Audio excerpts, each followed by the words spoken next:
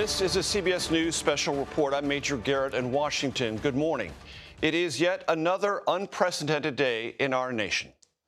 Moments from now, the United States Supreme Court will hear arguments over whether former President Donald Trump is ineligible for a second term in office because of the January 6th Capitol attack. The 9 justices, we should remind you 3 of whom are Trump appointees, are reviewing a landmark decision from the Colorado Supreme Court earlier this year that ruled on a divided 4-3 vote that the former president violated a provision of the 14th Amendment of the Constitution, preventing anyone who engaged in an insurrection from holding office. This is the first time a presidential candidate has been disqualified from office or placed on a primary ballot in a state based on the 14th Amendment, and is the first time in history the Supreme Court will hear a case based on Section 3 of the 14th Amendment, which was written and intended to keep former Confederates from holding government offices after the Civil War. Today's oral arguments are the most significant involvement of the Supreme Court in a presidential race since the historic decision in Bush v. Gore back in 2000. That case, of course, was after the election was held. This is before. This is about whether or not the former president's name can be on a ballot, primary ballot or general election ballot in Colorado. Several other states have reviewed this and dismissed this claim on the 14th Amendment. Maine has pending litigation. Maine has also decided to take Trump's name off the ballot. This is an open question, and the states have asked the Supreme Court to engage this. The Supreme Court has agreed, and the oral arguments you hear today will be about what the Supreme Court will decide on this momentous question of former President Trump's eligibility to appear on primary and general election ballots. CBS News chief election and campaign correspondent Robert Costa joins me now at the table. Robert, good morning. Your impressions as we sit here soaked in Supreme Court legal and political history. Major, good to be with you. Just weeks ago, when I spoke with former President Donald Trump in New York outside one of his many legal issues and legal challenges he is facing, he said that the courtroom has become for him the campaign trail. And now for the Supreme Court, it's clear that they are part of the campaign trail as well. This is an American moment where you have a former president of the United States facing charges of insurrection, while he also faces numerous legal challenges on other fronts just months before the Republican National Convention, where he is likely to be the nominee, based at least on his recent victories, and just months before the presidential election itself, where he could be facing off against President Joe Biden. This is a crucial moment for Trump because ballot access is everything for a candidate. If he doesn't get on the Colorado ballot, he might not be able to reach the 270 he needs to win. Robert, let me go to the court now. Chief Justice John Roberts is beginning the arguments. Let us listen.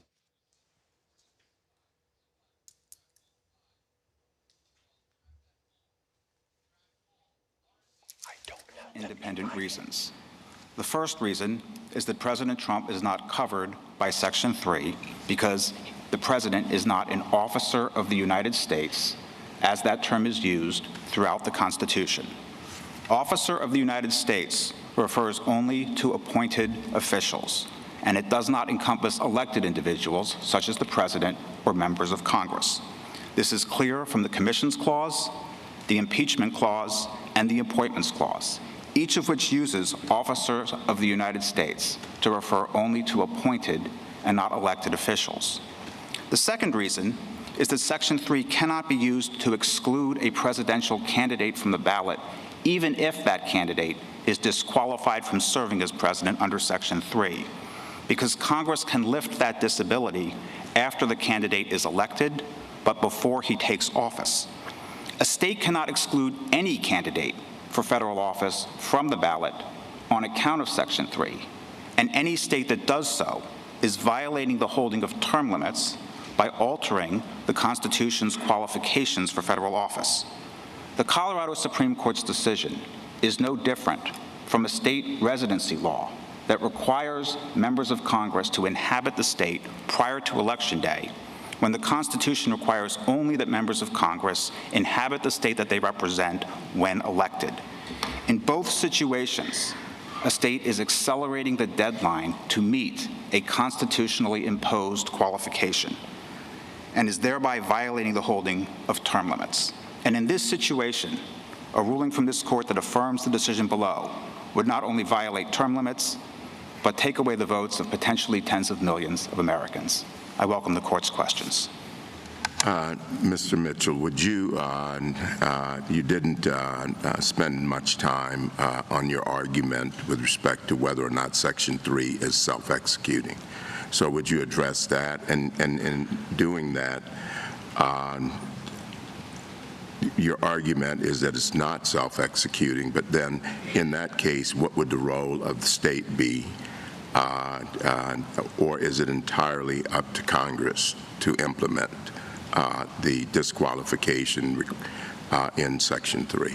It is entirely up to Congress, Justice Thomas, and our argument goes beyond actually saying that Section 3 is non-self-executing. We need to say something more than that, because a non-self-executing treaty or a non-self-executing constitutional provision normally can still be enforced by a state if it chooses to enact legislation. The holding of Griffin's case goes beyond even that by saying that a state is not allowed to implement or enforce Section 3 of the 14th Amendment unless and until Congress enacts implementing legislation allowing it to do so. So under Griffin's case, which we believe is correctly decided, the Anderson litigants disagree with us on that point, but if this court were to adhere to the holding of Griffin's case, there would not be any role for the states in enforcing Section 3 unless Congress were to enact a statute that gives them that authority. Counsel, what if somebody came into a state Secretary of State's office and said, I took the oath specified in Section 3, I participated in an insurrection, and I want to be on the ballot? Does the Secretary of State have the authority in that situation to say, no, you're disqualified? No, the Secretary of State could not do that consistent with term limits, because even if the candidate is an admitted insurrectionist, Section 3 still allows the candidate to run for office and even win election to office, and then see whether Congress lifts that disability after the election. This happened frequently in the wake of the 14th Amendment, where Confederate insurrectionists were elected to Congress, and sometimes they obtained a waiver, sometimes they did not, and each house would determine for itself whether to seat that elected insurrectionist, because each house is the sole judge of the qualifications of its members. So if a state banned even an admitted insurrectionist from the ballot, it would be adding to and altering the Constitution's qualifications for office, because under Section 3, the candidate need only qualify during the time the candidate holds the office to which he's been elected. And under Your Honor's hypothetical, the Secretary of State would be demanding, essentially, that the candidate obtain a waiver from Congress earlier than the candidate needs to obtain that waiver.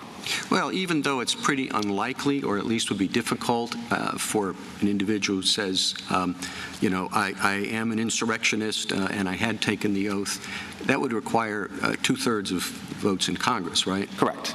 Well, this is a pretty unlikely scenario. It may be unlikely, but no Secretary of State is permitted to predict the likelihood of a waiver, because in doing so, they're adding a new qualification to the ability to run for Congress. And the proper analogy, Mr. Chief Justice, is to state residency laws, because the Constitution says that a member of Congress must inhabit the state that he represents when elected.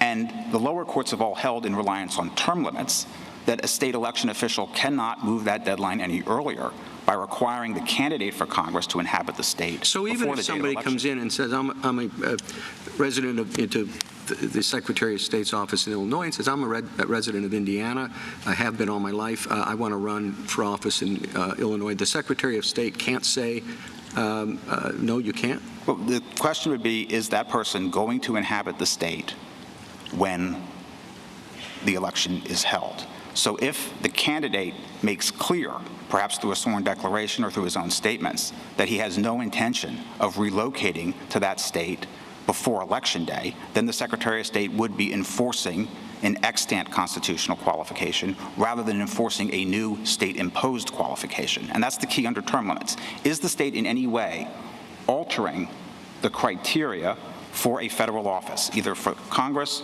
or for the presidency? And in this situation, the Colorado Supreme Court is going slightly beyond what Section 3 requires, because Section 3, on its face, bans an insurrectionist only from holding office. Counsel, can I stop you a moment and back up a minute? You admitted that the concept of self-executing does generally permit states to provide a cause of action for breaches of a constitutional provision. Correct. In fact, they do it frequently for takings clauses. There's no debate that Colorado has provided that cause of action.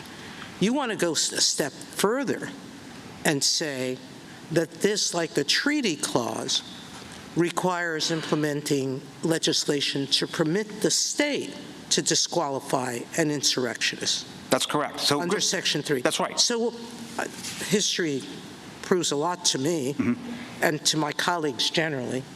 But there's a whole lot of examples of states relying on Section 3 to disqualify insurrectionists for state offices.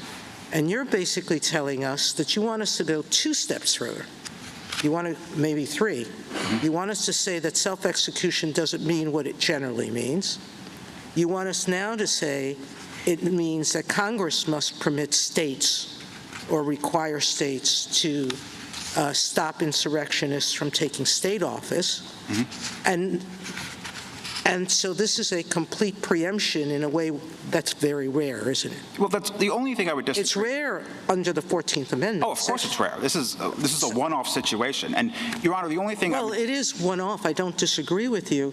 But it's not with respect to how we've defined self-executing. We're not asking this court to redefine the concept of non-self-execution. We were careful in our brief not to rely on that phrase. And Griffin's Right, case you doesn't- are because it's not. That's right. And Okay, Griffin's so case... now the question is a very different one in my mind.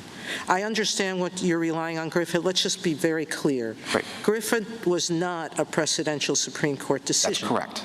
All right? It was a circuit court decision by a justice who, when he becomes a justice, writes in the Davies case, he assumed that Jefferson Davis would be ineligible to hold any office, particularly the presidency, and treated, and this is his words, Section 3 as executing itself, needing no legislation on the part of Congress to give it effect. So you're relying on a non-presidential case by a justice who later takes back what he said. But the key point with Griffin's case and why it's an important precedent, despite everything Your Honor said, it is not a precedent of this court.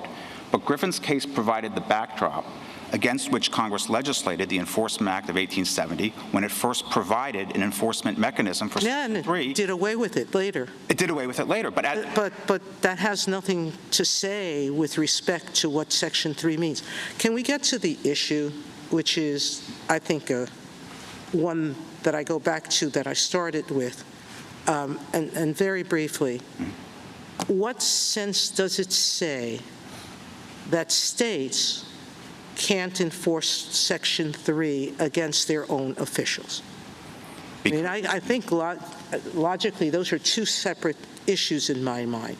Can states enforce the insurrection clause against their own office holders, or can they enforce it against federal officials, or can they enforce it against the president? Those are all 3 different questions in my mind.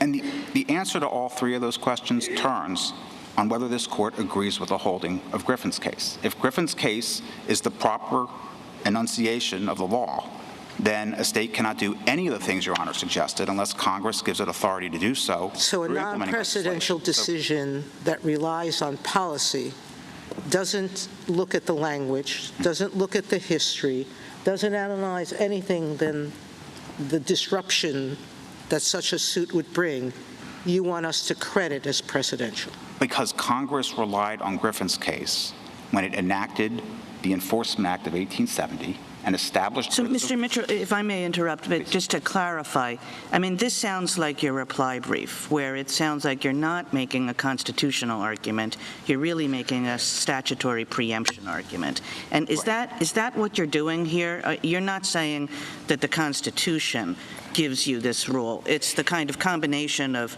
Griffin's case plus the way Congress acted enacted after Griffin's case? Yes. That gives you the rule? That's exactly right, Justice Kagan, because we have implementing legislation. Congress took up the invitation provided by Griffin's case and established writs of quo warranto in the 1870 Enforcement Act, later repealed them. The only enforcement legislation that's currently on the books is the insurrection criminal statute, Section 2383. And when Congress made all of these decisions, the initial enactment of the Enforcement Act in 1870, the repeal of the quo warranto provisions in 1948, all of those were made with Griffin's case as the backdrop. Please. Well, the understanding was that these congressionally established remedies would be exclusive of state court remedies. So there's not an express statement of preemption in these statutes, but there didn't need to be because Griffin's case provided the backdrop. And if I could just understand the argument a little bit better, suppose that we took all of that away. You know, suppose there were no Griffin's case and there were no subsequent congressional enactment. What do you then think the rule would be? So just as a matter of first principles without Griffin's case, it's a much harder argument for us to make because normally, I mean, every other provision of the 14th Amendment has been treated as self-executing. What we would argue, and that's hypothetical that Your Honor has suggested, is that there are practical considerations unique to Section 3 that counsel in favor of a rule similar to what Chief Justice Chase spelled out in Griffin's case. And it goes to, I think, the policy concerns he talks about, where this was a case, Griffin's case involved a convicted criminal who was seeking a writ of habeas corpus on the ground that the judge who tried his case was an insurrectionist disqualified under Section 3. And Chief Justice Chase realizes that if he enforces Section 3 in this situation, it would nullify every official act taken not only by this particular judge, but by anyone who is an insurrectionist or arguably an insurrectionist under Section 3. Well, and that was why do you need those consequential concerns, though? I mean, it kind of seems to me that what Justice Kagan is getting at is why don't you have an argument that the Constitution of its own force, that Section 3 of its own force, preempts the state's ability not necessarily, I think not, to enforce Section 3 against its own officers, but against federal officers, like in a Tarbles case kind of way. So there could also be an argument that's more limited. You're suggesting there may be a barrier under the Constitution to a state legislating an enforcement mechanism for Section 3 specific to federal officers. We could rely on precedents such as McClung that says that state courts lack the authority to issue mandamus relief against federal officials. Well, why aren't you making those arguments? Because that doesn't get us, that Griffin's that case only gets you out of state court, doesn't get you out of federal court. court. And also the holding of Griffin's case went well beyond that because Chief Justice Chase said in this opinion, which again provided the backdrop for the congressional enforcement legislation, that states had no role in enforcing Section 3 unless Congress was to give them that authority through a statute that they passed pursuant to their But your arguments... No, please, go ahead. I was just going to add one last thing. I think your argument's a little broader than that because I think if we accept your position that disqualifying someone from the ballot is adding a qualification. Really, your position is that Congress can't enact a statute that would allow Colorado to do what it's done either, because then Congress would be adding a qualification, which it can't do either. No, I don't agree with that, Justice Barrett. Congress is not bound by the holding of term limits. Term limits only prohibits the states from adding additional qualifications or altering the Constitution's qualifications for federal office. It does not purport to restrain Congress. So if Congress were to enact implementing legislation that authorized the states to exclude insurrectionists from the ballot, we believe that would be valid enforcement legislation under Section 3, with an important caveat. There has to be congruence and proportionality under this court's precedent. So why would that be permissible? Because Section 3 refers to the holding of office, not running for office. And so if a state or Congress were to go further and say that you can't run for the office, you can't compete in a primary, wouldn't that be adding an additional qualification for serving for president? You must have been free from this disqualification at an earlier point in time than Section 3 specifies. I think the answer to your question, Justice Alito, depends on how you interpret the word enforce in Section 5. And some members of this court, such as Justice Scalia, thought that enforce means you can do nothing more than enact legislation that mirrors the 14th Amendment's self-executing requirements, and you can't go an inch beyond that. That's not the current jurisprudence of this court. No, well, all right, you have to decide whether it's congruent and proportional, and we would get into the question of whether that would be congruent and proportional. Well, let me shift gear a little bit. I take you to argue, and I think this is right, that the term self-executing is a misnomer as applied here. Yes, very often, when we use the term, what we're referring to is the proposition that a particular provision of the Constitution or a statute in and of itself creates a private right of action. That's not what the issue is here. No, that's not the issue here, and sometimes the phrase self-executing is used that way. The only thing I would add is sometimes it's used in a different sense. With self-executing treaties or non-self-executing treaties, the issue is whether that treaty has any force as domestic law whatsoever. Right. But I don't see what is gained by using this term, which is used in different contexts, rather than directly addressing what's involved here, which is the question of who can enforce Section 3 with respect to a presidential candidate. The consequences of what the Colorado Supreme Court did, some people claim, would be quite severe. Would it not permit, would it not lead to the possibility that other states would say, using their choice of law rules and their rules on collateral estoppel, that there's non-mutual collateral estoppel against former President Trump? And so the decision of the Colorado Supreme Court could effectively decide this question for many other states, perhaps all other states. Could it not lead to that consequence? I don't think so, because Colorado law does not recognize non-mutual collateral estoppel, and I believe the preclusive effect of the decision would be determined by Colorado law rather than the law of another state. But I think your question, Justice Alito, gives rise to an even greater concern, because if this decision does not have preclusive effect in other lawsuits, it opens the possibility that a different factual record could be developed in some of the litigation that occurs in other states, and different factual findings could be entered by state trial court judges. They might conclude that, as a matter of fact, that President Trump did not have any intent to engage in incitement, or make some other finding that differs from what this trial court judge found. Yeah, exactly. So in this decision, the trial court in Colorado thought that it was proper to admit the January 6th report, and it also admitted the testimony of an expert who testified about the meaning of certain words and phrases to people who communicate with and among extremists, right? Another state court could reach an opposite conclusion on both of those questions. Certainly. Other states could conclude that the January 6th report is inadmissible hearsay. They might also conclude that statements within the January 6th report were hearsay, even if the report itself is not. And they could certainly reach a different conclusion with respect to the expert testimony of Professor Simi. Perhaps in another state, we would have time to produce our own sociology expert who would contradict Professor Simi. Should these considerations be dismissed as simply consequentialist arguments, or do they support a structural argument that supports the position that you're taking here? I think they all mutually reinforce each other. We have an argument, we believe, that is sufficient to dispose of this case just based on the meaning of officer of the United States, as well as the argument we're making based on term limits. But all of the consequentialist considerations that Your Honor has suggested are additional reasons to reverse the Colorado Supreme Court, although we don't think it's necessary to get into consequences because the law is clearly on our side. You keep saying term limits. There are other presidential qualifications in the Constitution: age, yes, citizenship. There's a separate amendment, the 22nd Amendment, that doesn't permit anyone to run for a second term. We have a history of states disqualifying, not all, but some, of disqualifying candidates who won't be of age if elected. We have a history of at least one state disqualifying someone who wasn't a U.S. citizen. Right. Are your arguments limited to Section 3? Not quite. The question, Justice Sotomayor, is whether the state is violating term limits by adding to or altering the extant qualifications for the presidency in the Constitution. Now, so you want us to say, I'm wondering why the term limits qualification is important to you.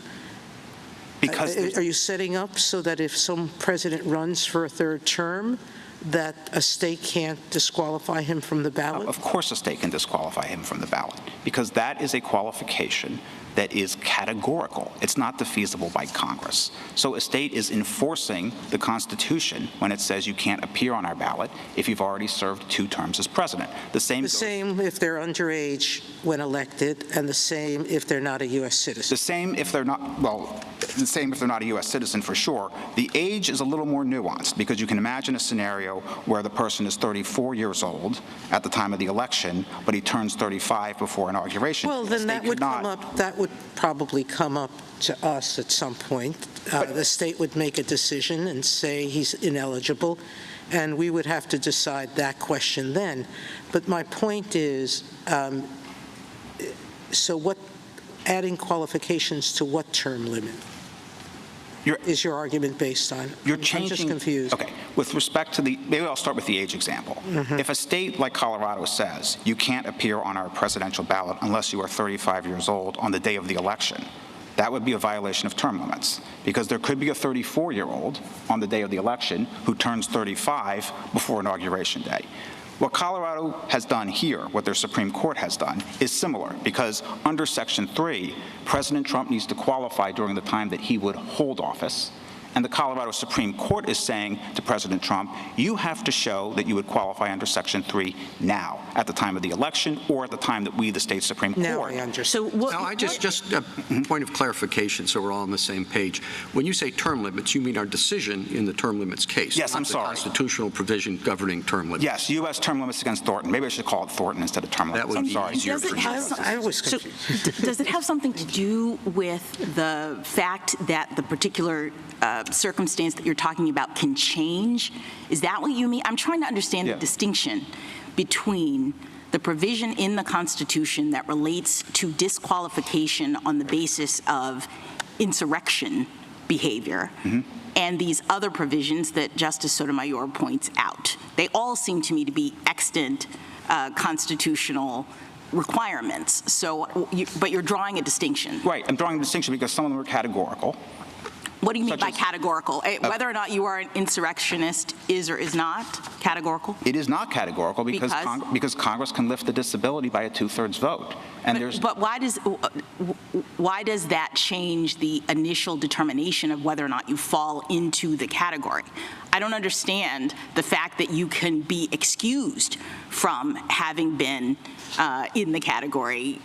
Why does that not make it a categorical determination? Because we don't know whether President Trump will be excused before he's sworn in, if he wins the election, on January 20th, 2025. And a court that is saying that President Trump has to show now, today, that he would qualify under Section 3 is accelerating the deadline that the Constitution provides for him to obtain a waiver from Congress. But that's by virtue of the hold, right? Hold office. This is correct. Section 3 bans him only from holding office. It does not. I ask you? I'm just now that I have the floor. Yes. Can I ask you to address your first argument, which is the officer point? Oh, sorry. Yeah, why don't we? Could we? Is that okay if we do this and then we go? Sure. You know, Go ahead. Will there be an opportunity to do officer stuff, or should we? Absolutely. I just want to understand. So, on this theory, what is the sum total of ways that that Section 3 can be enforced? That somebody out there can say, yes, there's been a former president who engaged or led or participated in an insurrection, and so should be disqualified from office, putting aside the officer argument. Right. What is the sum total of ways that enforcement can happen? So the answer to that question is going to depend on what Your Honor thinks of Griffin's case. So if this court were to affirm the rationale of Griffin's case, then the only way Section 3 could be enforced is through congressional legislation that creates a remedy. So Congress could reinstate the quo warranto provisions that they initially had in the 1870s. Is that your position? Yes, because we believe Griffin's case is correctly decided and should be followed. And how does that fit with a lot of the answers to the questions that we've been given? You said, well, Congress has to have the ability by a 2/3 vote to lift the disqualification. Right.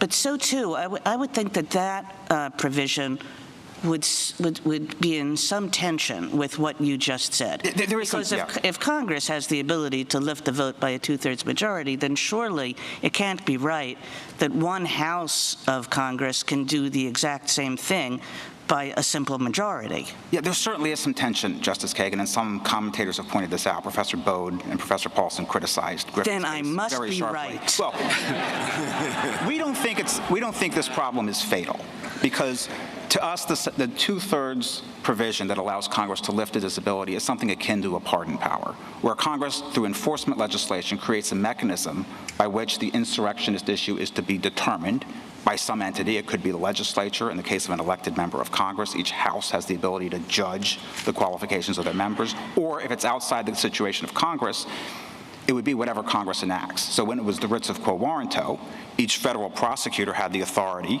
to bring a quo warranto writ against an incumbent official and seek his ouster from office under Section 3, but it was still subject to that amnesty provision in Section 3 of the 14th Amendment. So we do acknowledge the tension, but we don't think that's an insurmountable obstacle. I don't even see why there's a tension. If you analogize the lifting by Congress of the disqualification by a two-thirds vote to a pardon, then surely one would not argue that the fact that the president or governor can pardon someone from a criminal conviction or a criminal offense means that the person couldn't be prosecuted in the first place for the criminal offense. That's right. Right?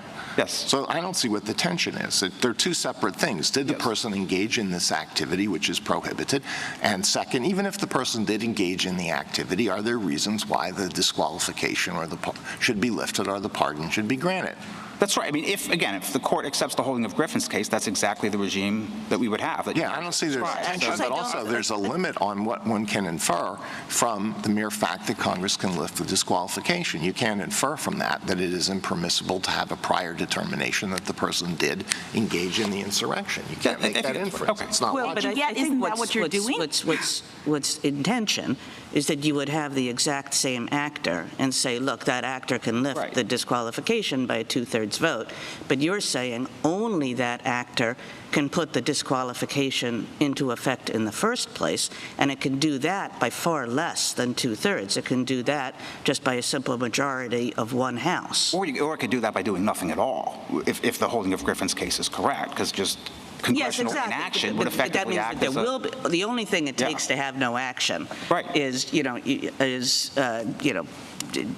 half plus one saying we don't feel like it. But that's why we tried to characterize our Griffin's case argument the way we did, where we rely on preemption doctrines as well. So don't you think Griffin's case is also relevant to trying to figure out what the original public meaning of Section 3 of the 14th Amendment is? It's by the Chief Justice of the United States a year after the 14th Amendment. That seems to me highly probative of what the meaning or understanding of that language, otherwise elusive language, is. I do think it's probative, Justice Kavanaugh. We didn't rely too heavily on the point that you're making, partly because we have this other opinion from Justice Chase in the Jefferson Davis case. So that argument could potentially boomerang on us, which is why we didn't push it very hard in our briefing. But I think Your Honor is right. This is...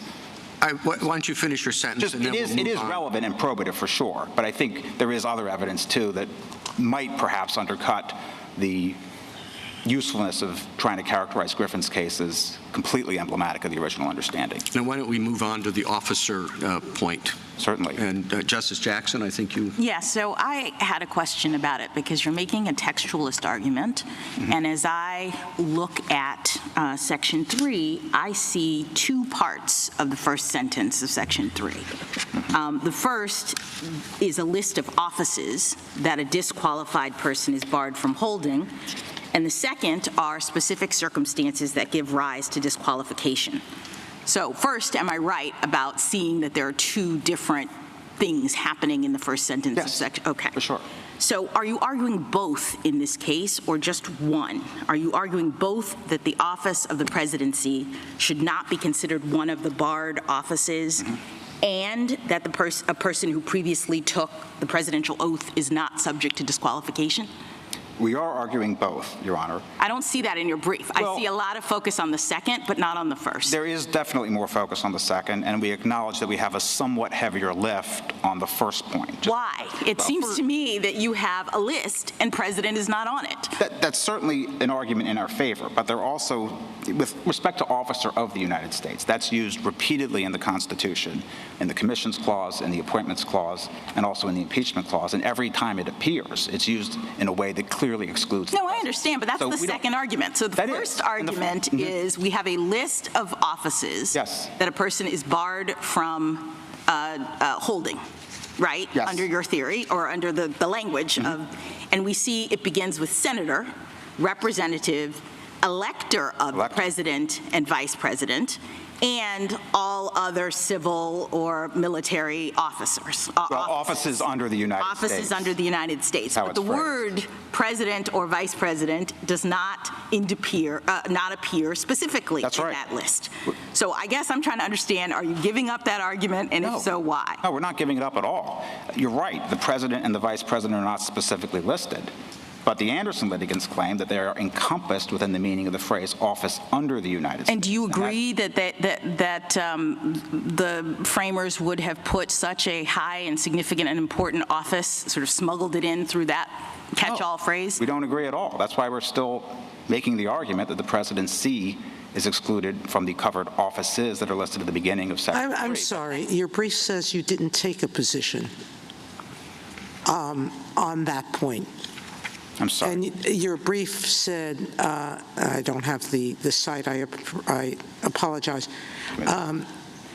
You don't affirmatively argue that point, I think is what your brief said. In the blue brief? Yes. Well, we certainly argued it in the reply brief, and I'll have to look at how we phrased it. But we did point out in our opening brief that there are potential issues if this court were to rule on office under, because that phrase appears in other parts of the Constitution, including the Emoluments Clause, the Impeachment Disqualification Clause. Would we necessarily have to say, I mean, I thought the point was that Section 3 was unique, that there was something happening with Section 3 that could explain why certain offices were left off or whatnot. Perhaps, but there are also implications from other parts of the Constitution which really help us on the officer of the United States argument in that second part of Section 3, but somewhat cut against us when it comes to office under the United States. And the Anderson litigants point this out in footnote 9 in the red brief, where they say if this court were to say the presidency is an excluded office under the United States, that could imply, for example, the president is not covered by the emoluments. Mr. Mitchell, yes. Stepping back on this,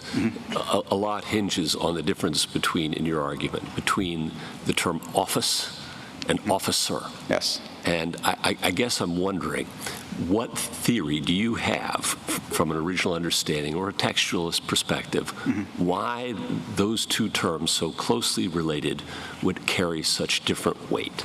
Because it's clear from the constitutional text that there are officers that do not hold offices under the United States. For example, the Speaker of the House and the President pro tempore, they're described as officers in Article 1 who are chosen by the legislature. They also have to be officers if they're able to be covered by the Presidential Succession Act, because under the Constitution, only officers can serve when there's a vacancy in both the presidency and the vice presidency. So they're officers, but they're not offices under the United States because of the Incompatibility Clause, which says that if you're a member of Congress, you cannot simultaneously hold an office under the United States. So that provision of the Constitution clearly demonstrates that members of Congress can't hold offices. I appreciate that response. Is there anything in the original drafting, history, discussion that you think illuminates why that distinction would carry such profound weight? Not of which we're aware. So these are textual inferences that we're drawing from constitutional structure, intratextualist analysis,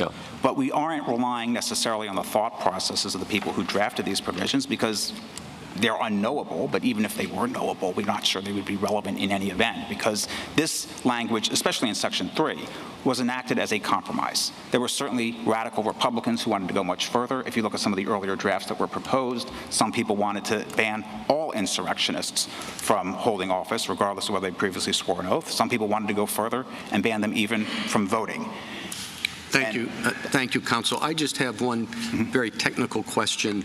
The statute in 1870, if it were still in effect, would require you to modify your arguments slightly. It was repealed, as you say, in 1948. I tried to find it, but I couldn't. Do you know why it was repealed? No, we don't know why. It looks like it was done as part of a reorganization of the U.S. Code. So it doesn't appear there was any policy motivation behind that decision. I think a lot of things got repealed during this 1948 decisions that were made. Okay. Justice Thomas, anything further? Justice Alito? Is there any history of states using Section 3 as a way to bar federal office holders? Not that I'm aware of, Justice Alito, because of Griffin's case. I mean, Griffin's case has been the law. I shouldn't say that it's been the law, because it was just a circuit court decision, but that has been the settled understanding of Section 3 since 1870 when it was decided. Thank you. Justice Sotomayor? I just want to pin down your principal argument on Section 3. You argue that even though the president may or may not qualify, presidency may or may not qualify as an office under the United States, your principal argument is that the president is not an officer of the United States, correct? Yeah, I would say it a little more forcefully than what Your Honor just described. We believe the presidency is excluded from office under the United States, but the argument we have that he's excluded the president as an officer of the United States is the stronger of the two textually and has fewer implications for other constitutions. Bit of a gerrymandered rule, isn't it, designed to benefit only your client? I certainly wouldn't call it gerrymander. That implies nefarious intent. Well, you didn't make it up. I know some scholars have been discussing it, but just so we're clear, under that reading, only the petitioner is disqualified because virtually every other president except Washington has taken an oath to support the Constitution, correct? That's right. Every president, to our knowledge, every other president. John Adams might also be excluded because he took the oath as a vice president, which is not an officer. But yes, President Biden would certainly be covered. He took the oath as a member of Congress, and that's true of every previous president. Would that be true if we were to hold more narrowly in a reversal that it's not Section 3 that's at issue, but Thornton and others as to whether Section 3 can be enforced by states against the president? That would extend to every presidential candidate, not exactly, not just to yours. Yes. Okay. Thank you. Justice Kagan? And if I could just understand, I mean, given that you say you don't have a lot of evidence that the founding or the generation that we're looking at is really thinking about office versus officer of the United States, I mean, it would suggest that we should ask, is that a rule a sensible one? You know, if they had thought about it, what reason would they have given for that rule? And it does seem as though there's no particular reason, and you can think of lots of reasons for the contrary, to say that the only people who have engaged in insurrection who are not disqualified from office are presidents who have not held high office before. Why would that rule exist? I don't think there is a good rationale given that this was compromised legislation. And sometimes this happens with statutory compromises and even constitutional compromises. There's an agreed upon set of words that can pass both houses of Congress. But different legislators may have had goals and motivations. They didn't all get their way. In a compromise, everyone goes away miserable. But this was the text that was settled upon. And it does seem odd that President Trump would fall through the cracks in a sense.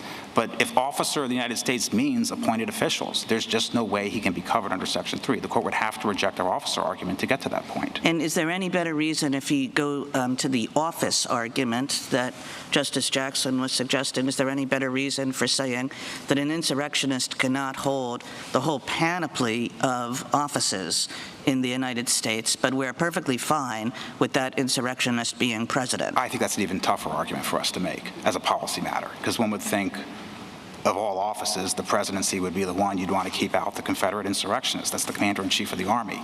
So, again, that's why we're leaning more on the officer of argument than the office under. We're not conceding office under, but we definitely have the stronger textual case and structural case on officer of the United States. Thank you. Thanks. Justice Gorsuch?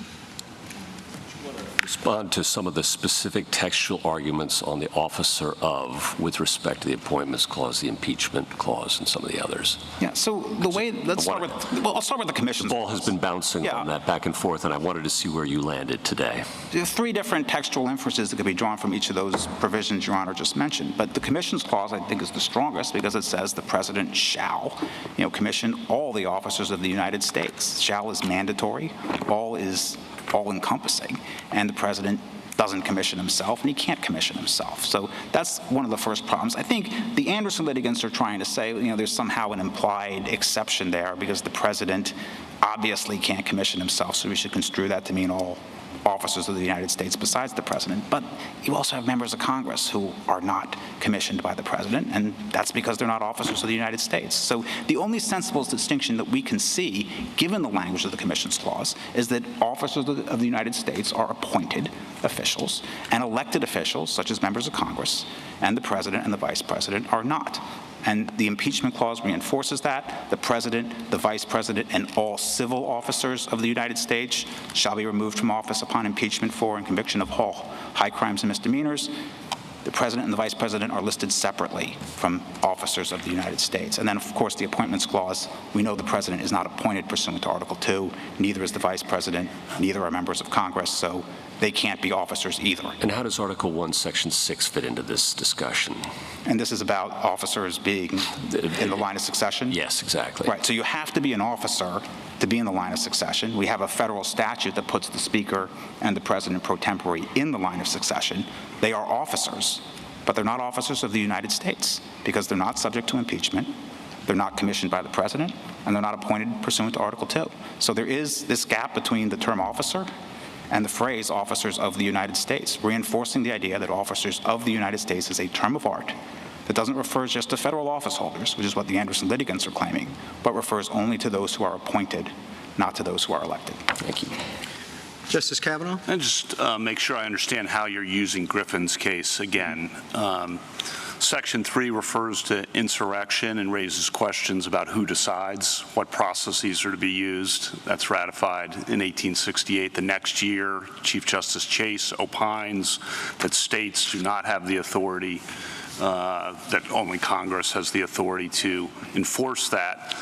That could be evidence, as you say, of the original public meaning, at least some evidence. It's a precedent, although not binding. But your point then is it's reinforced because Congress itself relies on that precedent in the Enforcement Act of 1870 and forms the backdrop against which Congress does legislate. And then, as Justice Alito says, the historical practice for 155 years has been that that's the way it's gone. There haven't been state attempts to enforce disqualification under Section 3 against federal officers in the years since. So whether that's a Federalist 37 liquidation argument, it all reinforces what happened back in 1868, 1869, and 1870. Right. You want to add to that, alter that? No, I think that's exactly right. And the last part you mentioned, Your Honor, is crucial to our argument, that Congress relied on Griffin's case. It provided the backdrop against which they legislated, which is why we should read these extant enforcement mechanisms, and right now the only one left is the federal insurrection statute, 2383, as exclusive of state court remedies. It's a form of implied preemption, almost C. Clamor's implicit preemption of other remedies, because Congress made these decisions in explicit reliance on Griffin's case. And if we agree with you on Griffin's case and what you've elaborated on there, that's the end of the case, right? It should be, yes, unless Congress decides to enact a statute, which we can't rely on. A new statute in addition to 2383. And just to be clear, under 2383, you agree that someone could be prosecuted for insurrection by federal prosecutors, and if convicted, could be or shall be disqualified then from office. Yes, but the only caveat that I would add is that our client is arguing that he has presidential immunity, so we would not concede that he can be prosecuted for what he did on January 6th under 2383. Understood. Asking a question about the theory of 2383. Thank you. Thank you. Justice Barrett? So Griffin's case was a collateral proceeding, so it's habeas relief. Yes. Could Griffin have, so even if Section 3 is not a basis for collateral relief in habeas, which was new at the time, could Griffin have raised at his trial or in direct appeal the argument that Judge Sheffy, you can't legitimately sit or constitutionally sit on my case because you're an insurrectionist and you're disqualified? Could he have won then? No. Why? Not if Griffin's case is correct. So a court would have to reject the rationale of Griffin's case to accept what Your Honor is suggesting. Well, why? Like I said, Griffin's case, I think there's some language that might be a little bit broad, but at bottom, Griffin's case is about a collateral habeas proceeding. And Griffin had brought his case after the fact. He needed a cause of action. Why wouldn't it work in a trial for him to challenge Sheffy's constitutional ability to adjudicate his case? What Griffin's case holds is that only Congress can provide the means of enforcing Section 3. And under Your Honor's hypothetical, Congress has not enacted any such statute that would give Mr. Griffin the right to raise those types of arguments at his trial. So he would have to await legislation from Congress. Okay, let's assume that I disagree with you about the officer argument. So Section 3 covers President Trump. let's say that Congress enacts a quo warranto provision that would allow a state, or I guess it doesn't really matter for this purpose, even a federal prosecutor, to bring such an action against him, to remove him from office in the quo warranto way. Wouldn't that be in some tension with impeachment?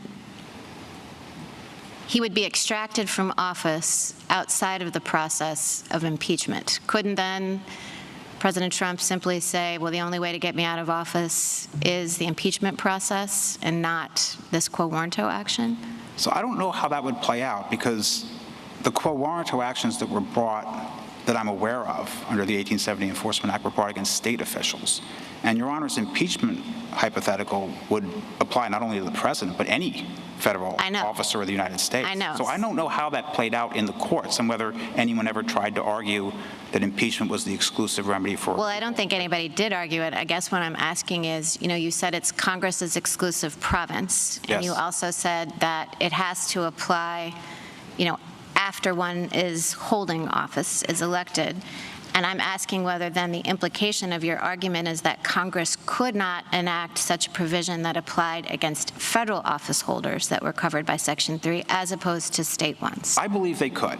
And the impeachment clause says that the president, the vice president, and all civil officers of the United States shall be removed from office upon impeachment and conviction. But it doesn't say that's the only way you can remove them. I mean, Congress can defund a position, and effectively, it's not quite the same as formal removal. But the other relevant precedent is Stewart against Laird, when the Jeffersonians repealed the Midnight Judges Act and abolished all of these positions for federal judges. And some people thought that was unconstitutional because they thought the only way you could eliminate federal judges was through impeachment. But Chief Justice Marshall upheld that statute. So that, to me, is a relevant precedent showing that impeachment is not the only way to get rid of a federal official. Okay, let me just ask one question, and this is just a point of clarification. Does President Trump have any kind of due process right here? I mean, I'm wondering, this kind of goes not to the cause of action point or the preemption point, but more to the question of what procedures he might have been entitled to. You don't make the argument that he was entitled to any, nor did I see the argument that he had any kind of constitutionally protected right to ballot access, so that he was, and constitutionally entitled to an opportunity to be heard. Is that right? He had no due process right? We made that argument below. We did not make that in our briefs to this court for several reasons. I mean, Your Honor's, I think, suggesting, and this is correct, that the proceedings below, to put it charitably, were highly irregular. Well, I wasn't suggesting that. I was just asking. The question seems to suggest that there might be due process issues, but we didn't develop that argument in this court for several reasons. Winning on due process doesn't really do as much for our client as the other arguments that we've made, because that would be a ruling specific to this particular proceeding in the state of Colorado and would leave the door open for Colorado to continue on remand to exclude him from the ballot. Okay, thank you. Justice Jackson? Back to whether the presidency is one of the barred offices, I guess I'm a little surprised at your response to Justice Kagan, because I thought that the history of the 14th Amendment actually provides the reason for why the presidency may not be included. And by that I mean, I didn't see any evidence that the presidency was top of mind for the framers when they were drafting Section 3, because they were actually dealing with a different issue. The pressing concern, at least as I see the historical record, was actually what was going on at lower levels of the government. The possible infiltration and embedding of insurrectionists into the state government apparatus, and the real risk that former Confederates might return to power in the South via state-level elections, either in local offices or as representatives of the states in Congress. And that's a very different lens. If your concern is trying to make sure that these people don't come back through the state apparatus and control the government in that direction, seems to me very different than the worry that an insurrectionist will seize control of the entire national government through the presidency. And so I just am surprised that you would, given the text of the provision and the historical context that seems to demonstrate that their concern or their focus was not about the presidency, I just don't understand why you're giving that argument up. There is some evidence to suggest that, Justice. Is there any evidence to suggest that the presidency was what they were focused on? There is some evidence of that. There were people saying we don't want Jefferson Davis to be elected president, and there was also one of the drafts of Section 3 specifically mentioned the presidency and the vice presidency. But it wasn't the final. It wasn't the final. So it wasn't. Yes, right. I'm sorry. It wasn't the final enactment, but it does show that there was some concern by some people about Confederate insurrectionists ascending to the presidency. And we didn't want to make a law office history type argument where we just look at the historical evidence and pick the evidence that we like and interpret it tendentiously, because the other side can get back with us and throw this countervailing evidence back in our face. So we wanted to focus more on the text of the Constitution, because this was ultimately a compromise provision that was enacted in Section 3. All right, let me ask you another question about the states, because you have forcefully made an argument about the states not being able to enforce Section 3. So if we agree with you on that, what happens next? I mean, I thought you also wanted us to end the litigation. So is there a possibility that this case continues in federal court if that's our conclusion? No, I don't see how it could unless Congress were to enact a statute in response to this court's decision. So your point is that we would have to say congressional enacting legislation is necessary for either state or federal enforcement? That's correct. All right. Final question. The Colorado Supreme Court concluded that the violent attempts of the petitioner's supporters in this case to halt the count on January 6th qualified as an insurrection as defined by Section 3. And I read your opening brief to accept that those events counted as an insurrection, but then your reply seemed to suggest that they were not. So what is your position as to that? We never accepted or conceded in our opening brief that this was an insurrection. What we said in our opening brief was President Trump did not engage in any act that can plausibly be characterized as insurrection. All right, so why would this not be an insurrection? What is your argument that it's not? Your reply brief says that it wasn't because I think you say it did not involve an organized attempt to overthrow the government. So that's one of many reasons, but for an insurrection there needs to be an organized, concerted effort to overthrow the government of the United States through violence. And so the point is that a chaotic effort to overthrow the government is not an insurrection? No, we didn't concede that it's an effort to overthrow the government either, Justice Jackson. Right? None of these criteria were met. This was a riot. It was not an insurrection. The events were shameful, criminal, violent, all of those things, but it did not qualify as insurrection as that term is used in Section 3. Thank you. Thanks. Thank you, counsel. Thank you.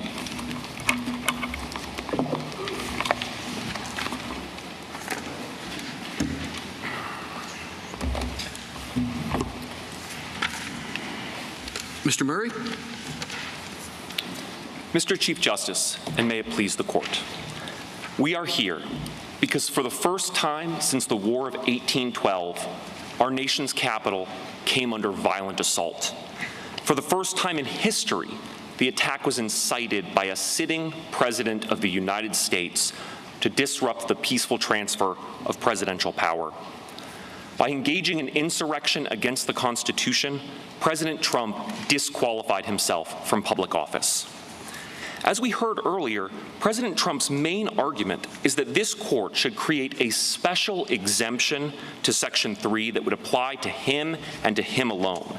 He says Section 3 disqualifies all oath-breaking insurrectionists except a former president who never before held other state or federal office. There is no possible rationale for such an exemption, and the court should reject the claim that the framers made an extraordinary mistake. Section 3 uses deliberately broad language to cover all positions of federal power requiring an oath to the Constitution. My friend relies on a claimed difference between an office under and an officer of the United States, but this case does not come down to mere prepositions. The two phrases are two sides of the same coin, referring to any federal office or to anyone who holds one. President Trump's other arguments for reversal ignore the constitutional role of the states in running presidential elections. Under Article 2 and the 10th Amendment, states have the power to ensure that their citizens' electoral votes are not wasted on a candidate who is constitutionally barred from holding office. States are allowed to safeguard their ballots by excluding those who are underage, foreign-born, running for a third presidential term, or, as here, those who have engaged in insurrection against the Constitution in violation of their oath. I welcome the court's questions. Do you have contemporaneous examples, and by contemporaneous I mean shortly after the adoption of the 14th Amendment, where the states disqualified national candidates, not its own candidates, but national candidates? The only example I can think of, Justice Thomas, is the example of Congressman Christie, who was elected in Georgia in, I believe, 1868, and the governor of Georgia refused or declined to certify the results of that election because Mr. Christie was disqualified. But I think it's not surprising that there are few examples because we didn't have ballots in the same way back then. Candidates were either write-in or they were party ballots, so the states didn't run the ballots in the same way, and there wouldn't have been a process for determining before an election whether a candidate was qualified, unlike the processes that we have now that states have created under their Article 1 and Article 2 powers to run elections. But it would seem that particularly after Reconstruction and after the Compromise of 1877 and during the period of Redeemers, that you would have that kind of conflict. There were a plethora of Confederates still around. There were any number of people who would continue to either run for state offices or national offices. So it seemed that would suggest that there would at least be a few examples of national candidates being disqualified, if your reading is correct. Well, there were certainly national candidates who were disqualified by Congress refusing to seat them. I understand that, but that's not this case. Did states disqualify them? That's what we're talking about here. I understand Congress would not seat them. Other than the example I gave, no. But again, Your Honor, that's not surprising because there wouldn't have been, states certainly wouldn't have the authority to remove a sitting federal officer. So what was the purpose of Section 3? The states were sending people. The concern was that the former Confederate states would continue being bad actors. And the effort was to prevent them from doing this. And you're saying that, well, this also authorized states to disqualify candidates. So what I'm asking you for, if you are right, what are the examples? Well, Your Honor, the examples are states excluded many candidates for state office, individuals holding state offices. We have a number of published cases of states considering that. I understand that. I understand the states controlling state elections and state positions. What we are talking about here are national candidates. I understand. You look at Foner or Foote, Shelby Foote, or McPherson, they all talk about, of course, the conflict after the Civil War, and there were people who felt very strongly about retaliating against the South, the radical Republicans. But they did not think about authorizing the South to disqualify national candidates. And that's the argument you're making. And what I would like to know is, do you have any examples of this?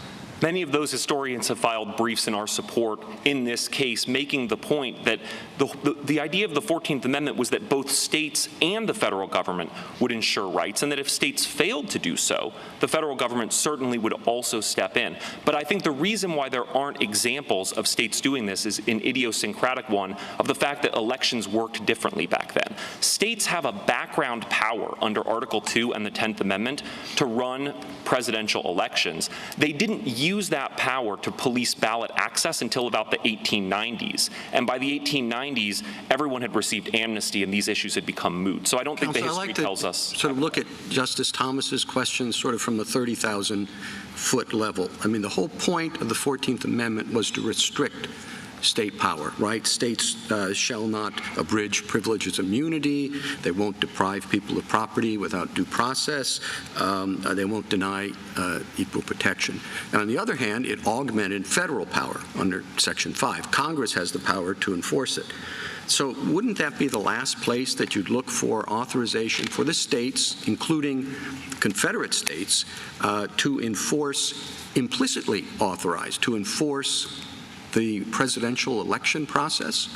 That seems to be a position that is at war with the whole thrust of the 14th Amendment and very ahistorical. No, Your Honor. First, we would locate the state's authority to run presidential elections not in the 14th Amendment, but in Article 2. And that power is nearly plenary to determine. Yeah, but you're relying on, you have no reliance on Section 3, is that what you're saying? No, Your Honor. Certainly we have reliance on Section 3 insofar as Article 2 gives states this broad power to determine how their electors are selected, and that broad power implies the narrower power to enforce federal constitutional qualifications. Well, but the narrower power you're looking for is the power of disqualification, right? That is a very specific power in the 14th Amendment, and you're saying that was implicitly extended to the states under a clause that doesn't address that at all. We would say that nothing in the 14th Amendment takes away from the states their broad and nearly plenary power to determine the manner of selecting their electors in the manner that they see fit. As this court said in Chiafalo, that power is nearly plenary unless something in the Constitution tells states they can't do it. And the structure of the 14th Amendment certainly was intended to expand federal power and certainly to restrict state power in some ways. But states are bound to enforce and apply, for example, Section 1 of the 14th Amendment. And so it's hard to see why states wouldn't be similarly bound or at least authorized. That's not greater includes the lesser argument. The states have the power, the legislature has the power to choose electors, granted. But just because there's one authorized means in the Constitution to a particular end does not mean that there's any means to that end. And so I think you're taking that electors argument and bringing it into Section 3, where, as the Chief Justice says, there's just no, and Justice Thomas, there's no historical evidence to support kind of the theory of Section 3, nor the overall, to explain the overall structure of the 14th Amendment. We certainly have a long history in this country of states using their power to determine the manner of selecting presidential electors to enforce other qualifications in the Constitution. I don't take it there's a great debate about whether or not states are allowed to exclude underage or foreign-born candidates, or if President Bush or Obama wanted to run for a third term, that they could be excluded under that broad Article 2 power.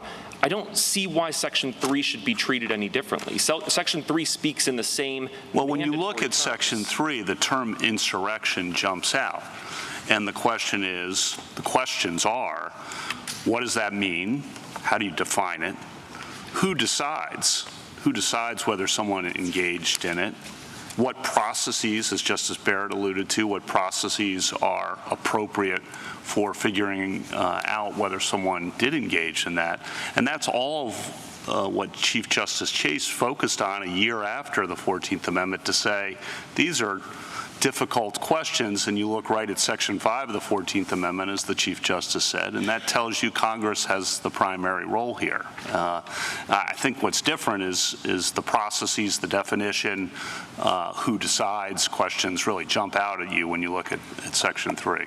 Your response to that? Well, certainly, Justice Kavanaugh, there has to be some process for determining those questions. And then the question becomes, does anything in the 14th Amendment say that only Congress can create that process? And Section 5 very clearly is not an exclusive provision. It says Congress shall have power. But maybe put most boldly, I think that the question that you have to confront is why a single state should decide who gets to be president of the United States. In other words, this question of whether a former president is disqualified for insurrection to be president again is, just say it. It sounds awfully national to me.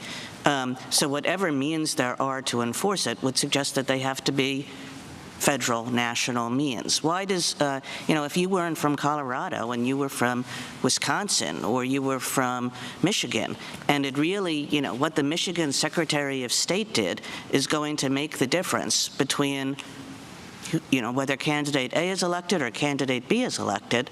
I mean, that seems quite extraordinary, doesn't it? No, Your Honor, because ultimately it's this court that's going to decide that question of federal constitutional eligibility and settle the issue for the nation. And certainly it's not unusual that questions of national importance come up. Well, I suppose this court would be saying something along the lines of that a state has the power to do it. But I guess I was asking you to go a little bit further and saying, why should that be the right rule? Why should a single state have the ability to make this determination, not only for their own citizens, but for the rest of the nation? Because Article 2 gives them the power to appoint their own electors as they see fit.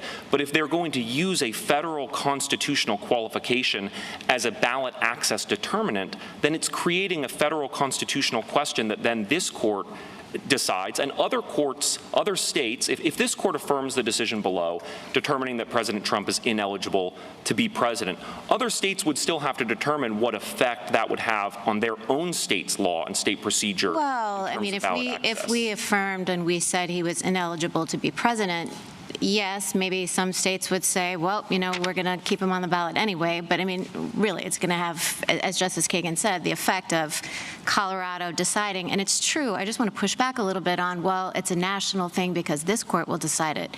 You say that we have to review Colorado's factual record with clear error as the standard of review. So we would be stuck. The first mover state here, Colorado, we're stuck with that record. And, I don't want to get into whether the record, I mean, maybe the record is great, but what if the record wasn't? I mean, what if it wasn't a fulsome record? What if, the hearsay rules are, one-offs? Or what if this is just made by the Secretary of State without much process at all? How do we review those factual findings? Why should clear error review apply? And doesn't that just kind of buckle back into this point that Justice Kagan was making, that we made with Mr. Mitchell, too, that it just doesn't seem like a state call?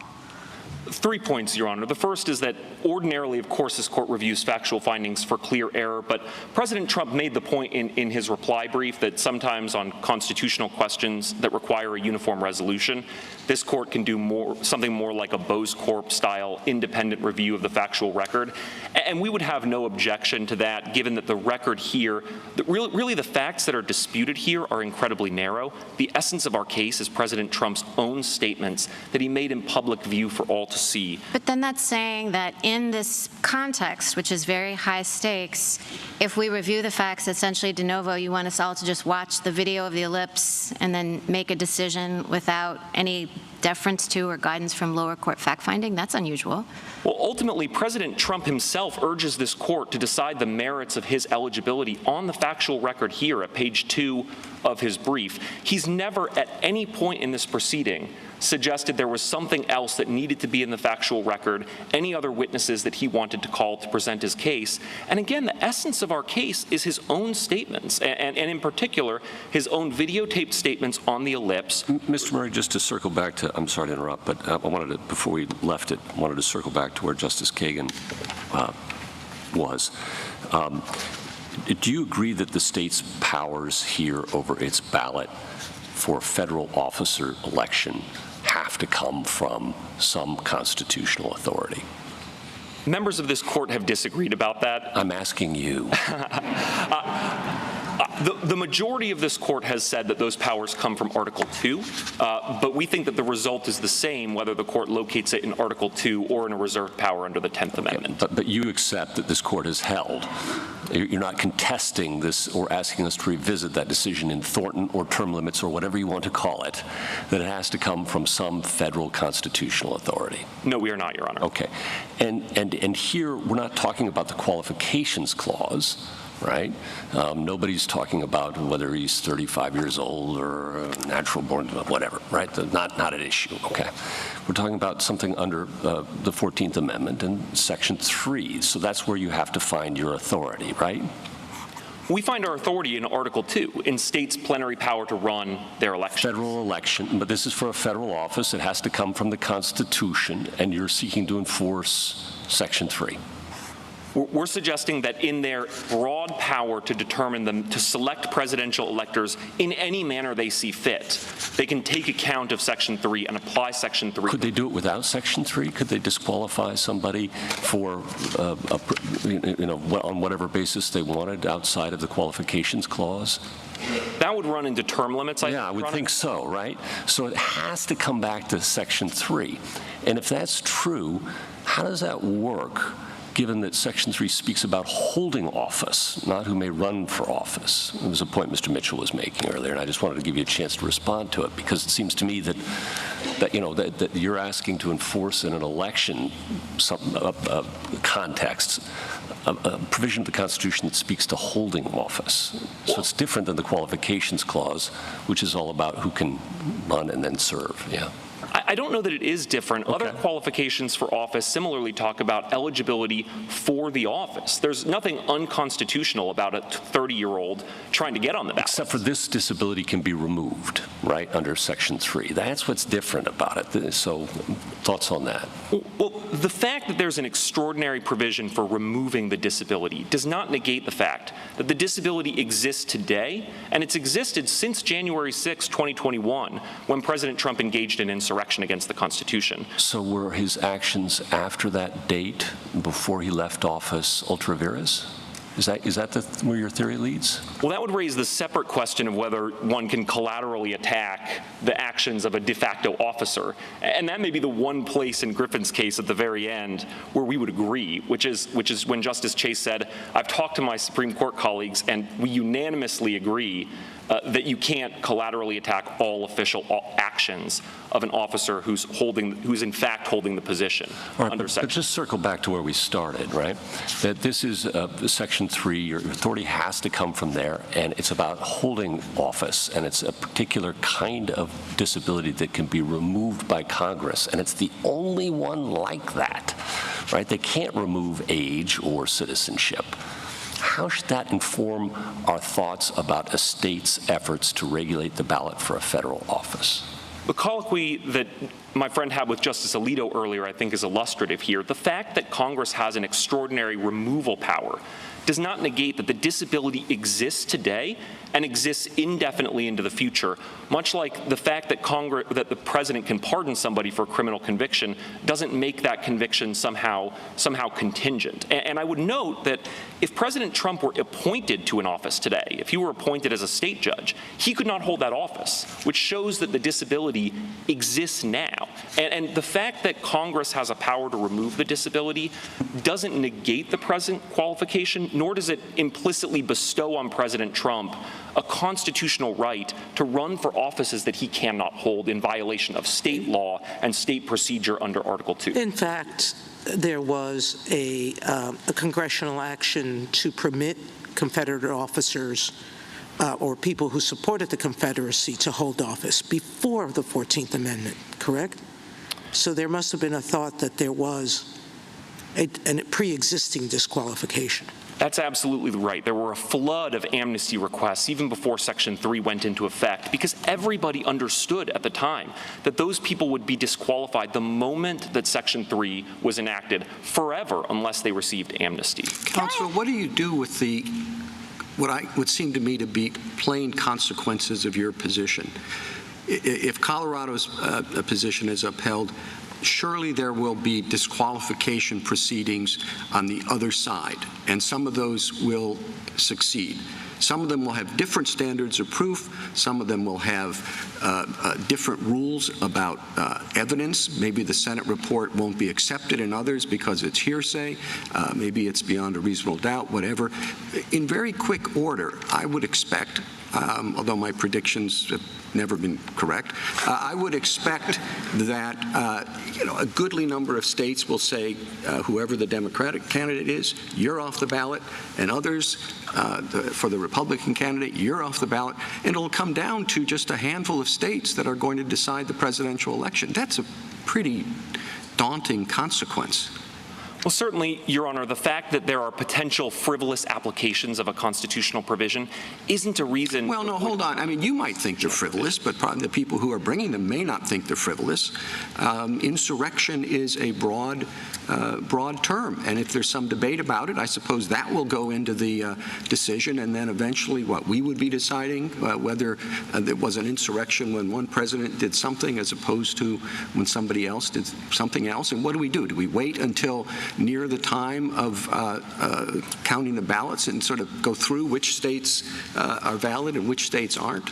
There's a reason Section 3 has been dormant for 150 years, and it's because we haven't seen anything like January 6th since Reconstruction. Insurrection against the Constitution is something extraordinary. It seems to me you're avoiding the question, which is other states may have different views about what constitutes insurrection. And now you're saying, well, it's all right because somebody, presumably us, are going to decide, well, they said they thought that was an insurrection, but they were wrong. And maybe they thought it was right. And we'd have to develop rules for what constitutes an insurrection. Yes, Your Honor, just like this court interprets other constitutional provisions, this court can make clear that an insurrection against the Constitution is something extraordinary. And in particular, it really requires a concerted group effort to resist through violence, not some ordinary application of state or federal law, but the functions mandated by the Constitution. On your point that it's been dormant for 155 years, I think the other side would say the reason for that is Chief Justice Chase's opinion in 1869 in Griffin's case to start, which says that Congress has the authority here, not the states. That's followed up by the Enforcement Act of 1870, in which Congress acts upon that understanding, which is followed, and there's no history contrary in that period, as Justice Thomas pointed out. There's no history contrary in all the years leading up to this of states exercising such authority. I think the reason it's been dormant is because there's been a settled understanding that Chief Justice Chase, even if not right in every detail, was essentially right, and the branches of the government have acted under that settled understanding for 155 years, and Congress can change that. And Congress does have Section 2383, of course, the Insurrection Act criminal statute, but Congress could change it, but they have not in the 155 years in relevant respects for what you want here today, at least. No, Justice Kavanaugh. The reason why it's been dormant is because by 1876, essentially all former Confederates had received amnesty, and we haven't seen anything like an insurrection since then. I'd like to address your point. Well, Can I go to that point? After the Justice Alito? I don't know how much we can infer from the fact that we haven't seen anything like this before, and therefore conclude that we're not going to see something in the future. From the time of the impeachment of President Johnson until the impeachment of President Clinton, more than 100 years later, there were no impeachments of presidents. And in fairly short order, over the last couple of decades, we've had 3. So I don't know how much you can infer from that. Certainly, but if this court affirms, this court can write an opinion that emphasizes how extraordinary insurrection against the Constitution is and how rare that is, because it requires an assault not just on the application of law, but on constitutionally mandated functions themselves, like we saw on January 6th, a coordinated attempt to disrupt a function mandated by the 12th Amendment and essential to constitutional transfer. Well, let me ask you a question about whether the power that you've described as plenary really is plenary. Suppose that the outcome of an election for president comes down to the vote of a single state, how the electors of the vote of a single state are going to vote. And suppose that candidate A gets a majority of the votes in that state, but the legislature really doesn't like candidate A, thinks candidate A is an insurrectionist, so the legislature then passes a law ordering its electors to vote for the other candidate. Do you think the state has that power? I think there may be principles that come into play in terms of after the people have voted that the state can't change the rules midstream. I'm not sure because I'm not aware of this court addressing it. And certainly, well, let's change it so that it's not after the election. It's 3 days before the election, based on the fact that the polls in that state look bad. Can they do it? I think they probably could under this court's decision in Chafalo, where this court emphasized that for much of American history, state legislatures picked their own electors and assigned their own electors themselves. But of course, that would be much more extraordinary than what we have here, which is simple application of normal state ballot access principles to say that we're only going to put on the ballot an individual who is qualified to assume the office. Could I ask you again the question that Justice Gorsuch asked, and to which you responded by citing the de facto officer doctrine? But suppose we look at that going forward rather than judging the validity of an act committed between the time when a president allegedly engages in an insurrection and the time when the president leaves office. During that interim period, would it be lawful for military commanders and other officers to disobey orders of the president in question? I'm not sure that anything gives military officers the authority to adjudicate effectively the legality of the presidency. Why not? Because you say he's disqualified from the moment it happens.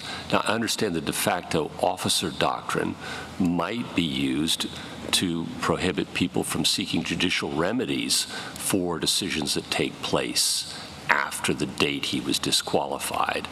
But if he's in fact disqualified from that moment, why would anybody have to obey a direction from him?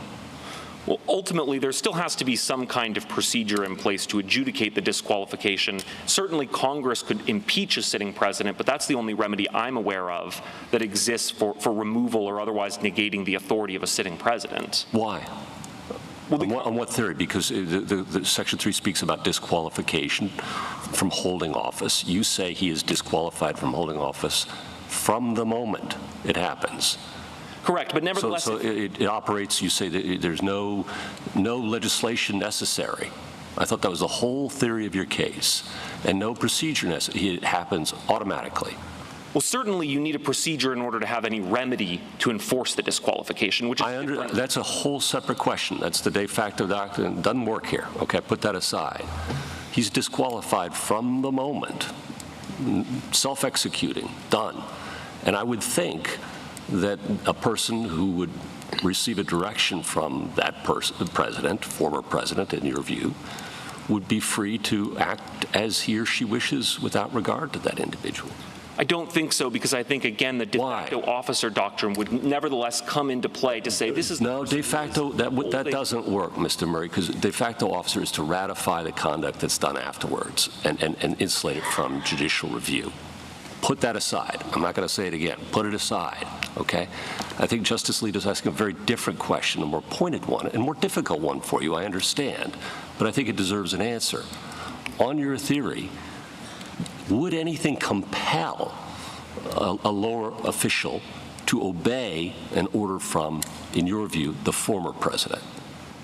I'm imagining a situation where, for example, a former president was, a president was elected and they were 25 and they were ineligible to hold office, but nevertheless they were put into that office. We're talking about Section 3. Please don't change the hypothetical, okay? Please don't change the hypothetical. I know I like doing it too, but please don't do it, okay? Well, the point I'm trying to make is he's disqualified from the moment he committed an insurrection, whoever it is, whichever party, that happens. Boom. It happened. What would compel, and I'm not going to say it again, so just try and answer the question. If you don't have an answer, fair enough, we'll move on. What would compel a lower official to obey an order from that individual? Because ultimately we have statutes and rules requiring chains of command. The person is in the office, and even if they don't have the authority to hold the office, the only way to get someone out of the office of the presidency is impeachment. And so I think if you interpreted Section 3 in light of other provisions in the Constitution like impeachment, while they hold office, impeachment's the only way to validate that they don't have the ability to hold that office and should be removed. Mr. Murray, can I just ask you about something Justice Kagan brought up earlier, which is the concern about uniformity and the lack thereof if states are permitted to enforce Section 3 in presidential elections. And I guess I didn't really understand your argument or your response to her about that. Well, certainly, if Congress is concerned about uniformity, they can provide for legislation and they can preempt state legislation. Yes, but you say that's not necessary. But it's not necessary. In the absence of federal enforcement legislation, these questions come up to this court in the same way that other federal questions come up to this court, which is that a state adjudicates them. If the state hasn't provided sufficient process to comport with due process, a notice, and opportunity to be heard, one can make those challenges. But assuming, as here, we have a full evidentiary record, an opportunity to present evidence. No, I understand that we could resolve it so that we have a uniform ultimate ruling on it.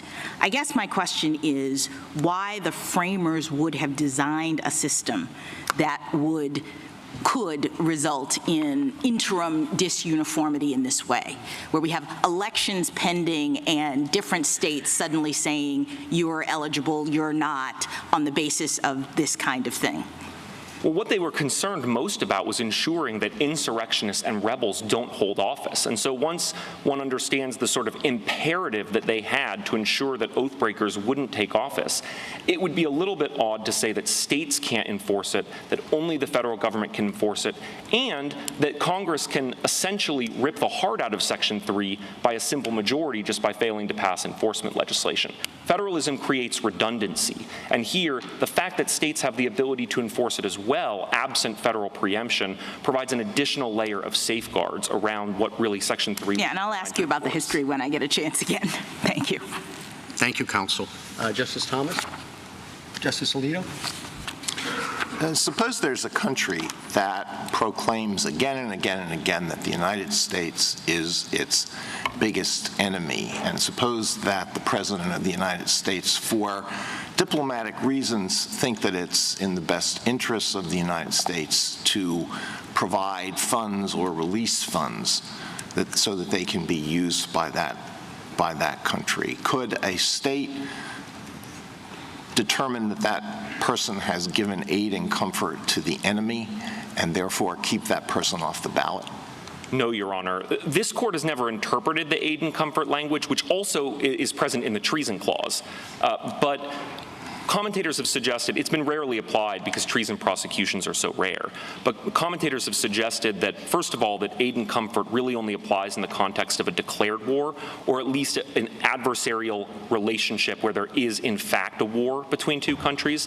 And second, the intent standard would do a lot of work there, because under Section 3, whatever the underlying conduct is, engaging in insurrection or aid and comfort has to be done with the intent to further the unlawful purpose of the insurrection or to aid the enemies in their pursuit of war against the United States. Now, let me come back to the question of what we would do if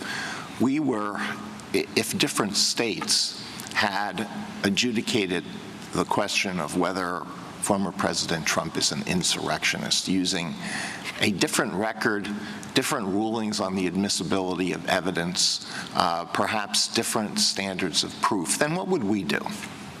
Ultimately, this court would, first of all, if there were deficiencies in the record, the court could either refuse to hear the case or it could decide on the basis of deficiencies of the record. Well, would we have to decide what is the appropriate rule of evidence that should be applied in this case?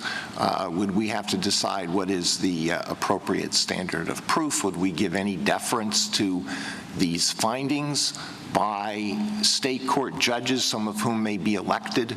Would we have to have our own trial?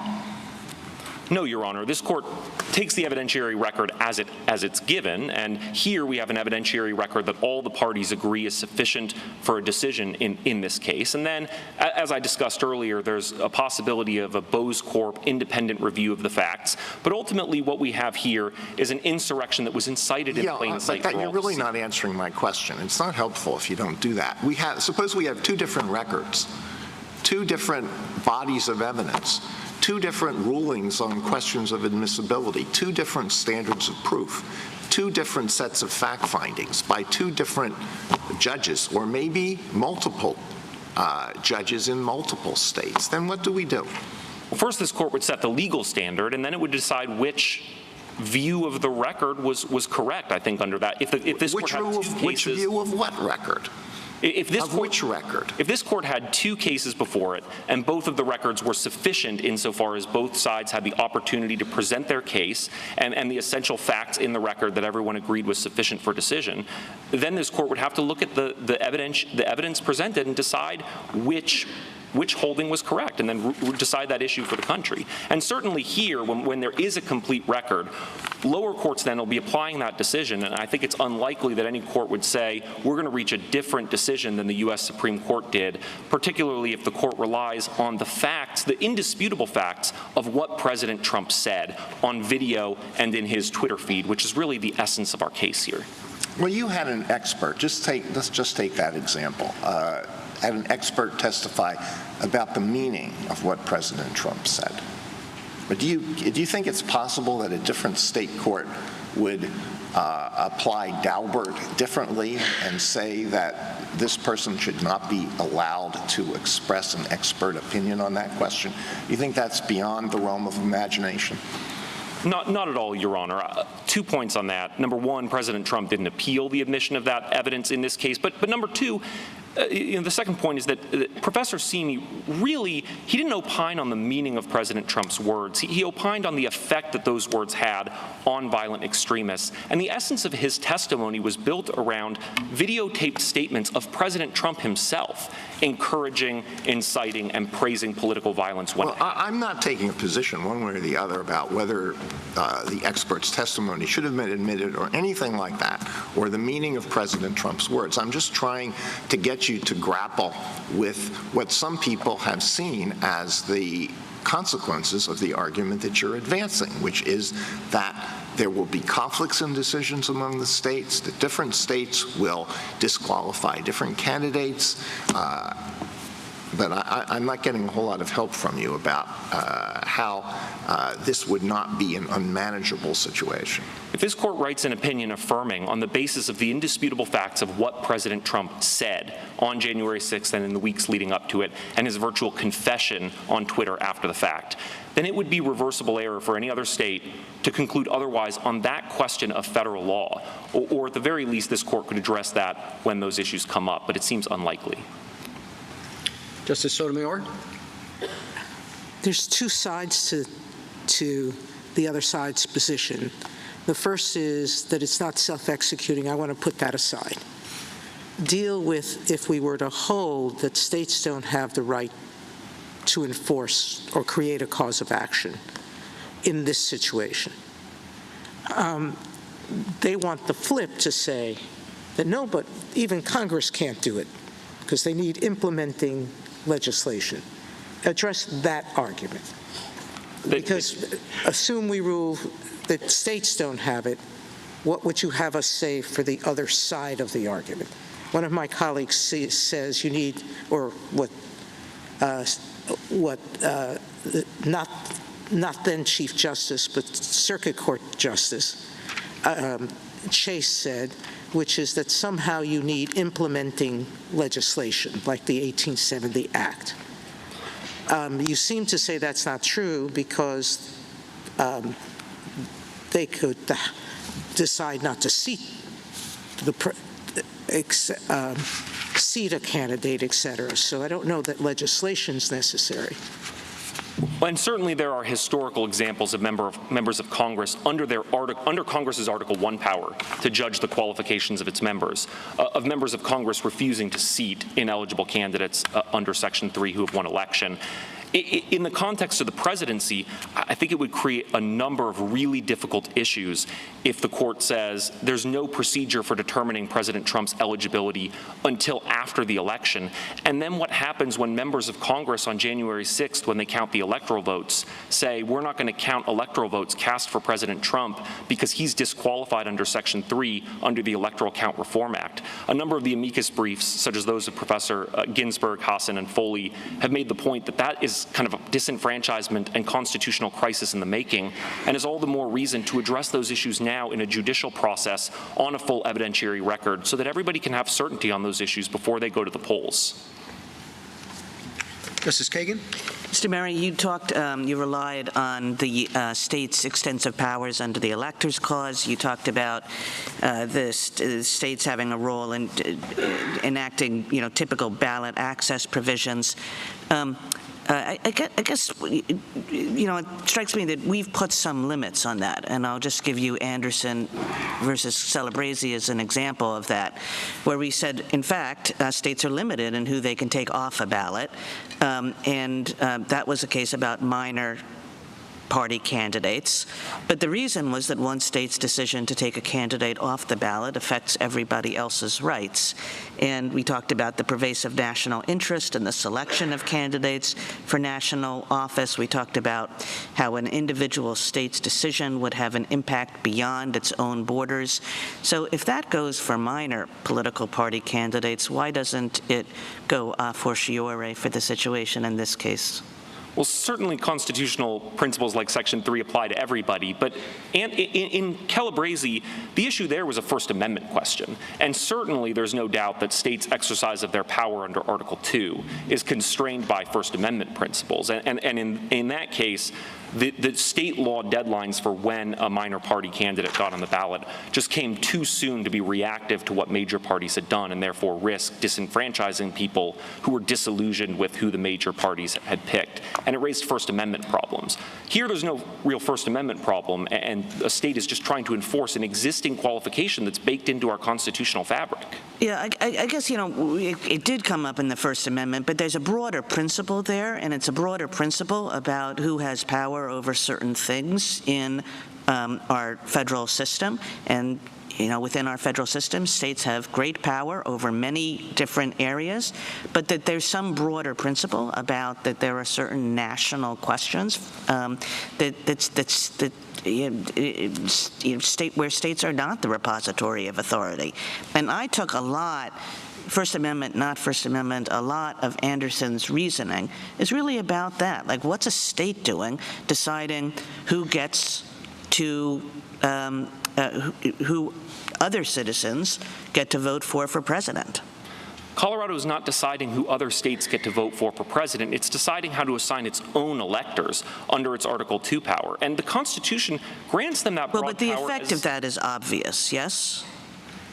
No, Your Honor, because different states can have different procedures. Some states may allow insurrectionists to be on the ballot. They may say, we're not looking past the papers. We're not going to look into federal constitutional questions. It's the sort of, I mean, even in this election cycle, there are candidates who are on the ballot in some states, even though they're not natural-born citizens, and off the ballot in other states. And that's just a function of states' power to enforce, to preserve their own electors and avoid disenfranchisement of their own citizens. Thank you. Justice Gorsuch? I haven't had a chance to talk about the officer point, and I just want to give you an opportunity to do that. Mr. Mitchell makes the argument that, particularly in the commissions clause, for example, all officers are to be commissioned by the president. Seems to be all-encompassing, that language. And I'm curious your response to that. And along the way, if you would, I poked a little bit at the difference between office and officer in the earlier discussion, you may recall. But I think one point your friends on the other side would make is, well, that's just how the Constitution uses those terms. So, for example, we know that the President pro tem of the Senate and the Speaker of the House are officers of the United States because the Constitution says they are. But we also know that they don't hold an office under the United States because of the incompatibility clause that says they can't. So maybe the Constitution to us today, to a lay reader, might look a little odd in distinguishing between office and officer. Not prepositions, nouns, but distinction. But maybe that's exactly how it works. Thoughts? Well, I'd start with the idea that the meaning of officer in the 1780s was the same meaning that it has today, which is a person who holds an office. And certainly in particular contexts, like the commissions clause, it appears that that's referring, you know, that is referring to a narrower class of officers, because we know that there are... Except it says all. Well, we know that there are classes of officers, like the President pro tem, who don't get their commissions from the President. Well, that's because the Constitution elsewhere says that.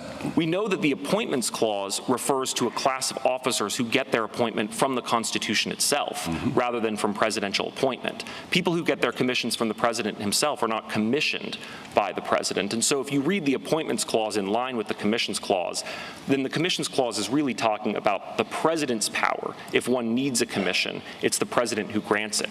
But I think it's important to bring us back to Section 3 in particular, because that was 80 years. Before we get to that, though, just the distinction between office and officer. Do you agree that the Constitution does make that distinction, particularly with respect to the Speaker and President pro tem? The Constitution makes that distinction, but at least in Section 3, an officer of the United States is a person who swears an oath and holds an office. Now, the President pro tem and the Speaker of the House, they don't swear a constitutional oath in that capacity. They swear a constitutional oath if they are a senator or representative in Congress in that separate non-official capacity. But I think that You agree they are officers who don't hold an office? They're officers who may hold an office but don't swear an oath under Article 6 in that official capacity. Well, how can they hold an office under the incompatibility clause? It says they can't. Well, I think that's a fair point, and I think that may be an exception to the general rule, and one might consider them perhaps officers of the House and Senate because they are appointed by those bodies and preside over those bodies. Well, the Constitution says they're officers of the United States. So there are some instances when you have an officer but not an office. Those may be an exceptional circumstance, but I would... Thank you. You're welcome. Justice Kavanaugh? The concerns of some question have been the states having such power over a national office. Other questions about the different states having different standards of proof. And they seem underscored by this case, at least the dissenting opinion below. Justice Sotomayor said, I've been involved, quote, I've been involved in the justice system for 33 years now, and what took place here doesn't resemble anything I've seen in a courtroom, end quote, and then added, quote, what transpired in this litigation fell woefully short of what due process demands, end quote. Now, I don't know whether I agree or not. I'm not going to take a position on that, but the fact that someone's complaining not about the bottom line conclusion, but about the very processes that were used in the state would seem to, and that would be permitted, seems to underscore the concerns that have been raised about state power. Just wanted to give you a chance to address that because that was powerful language. Again, not disagreeing about the conclusion, but about the very fairness of the process. Yes, Your Honor, but that language was, with respect to Justice Sotomayor, just not correct. President Trump had a 5-day trial in this case. He had the opportunity to call any witnesses that he wanted. He had the opportunity to cross-examine our witnesses. He had the opportunity to testify if he wanted to testify. And of course, the process was expedited because ballot access decisions are always on a fast schedule. But in this whole case, from the trial court all the way up to this court, President Trump has never identified a single process other than expert depositions that he wanted to have that he didn't get. He had the opportunity for fact witness depositions. He had the opportunity to call witnesses remotely. He didn't use all of his time at trial. There was ample process here, and this is how ballot access determinations in election cases are decided all the time. Okay. Second question. Some of the rhetoric of your position, I don't think it is your position, but some of the rhetoric of your position seems to suggest unless the states can do this, no one can prevent insurrectionists from holding federal office. But obviously Congress has enacted statutes, including one still in effect, Section 2383 of Title 18 prohibits insurrection. It's a federal criminal statute. And if you're convicted of that, you are, it says, shall be disqualified from holding any office. And so there is a federal statute on the books, but President Trump has not been charged with that. So what are we to make of that? Two things, Your Honor. Section 2383 was initially enacted about 6 years before Section 3. It wasn't meant as implementing legislation related to Section 3. And I would emphasize that by the time that Section 3 was ratified, most Confederates had already received criminal pardons. I guess the question's a little bit different, which is if the concern you have which I understand, is that insurrectionists should not be able to hold federal office.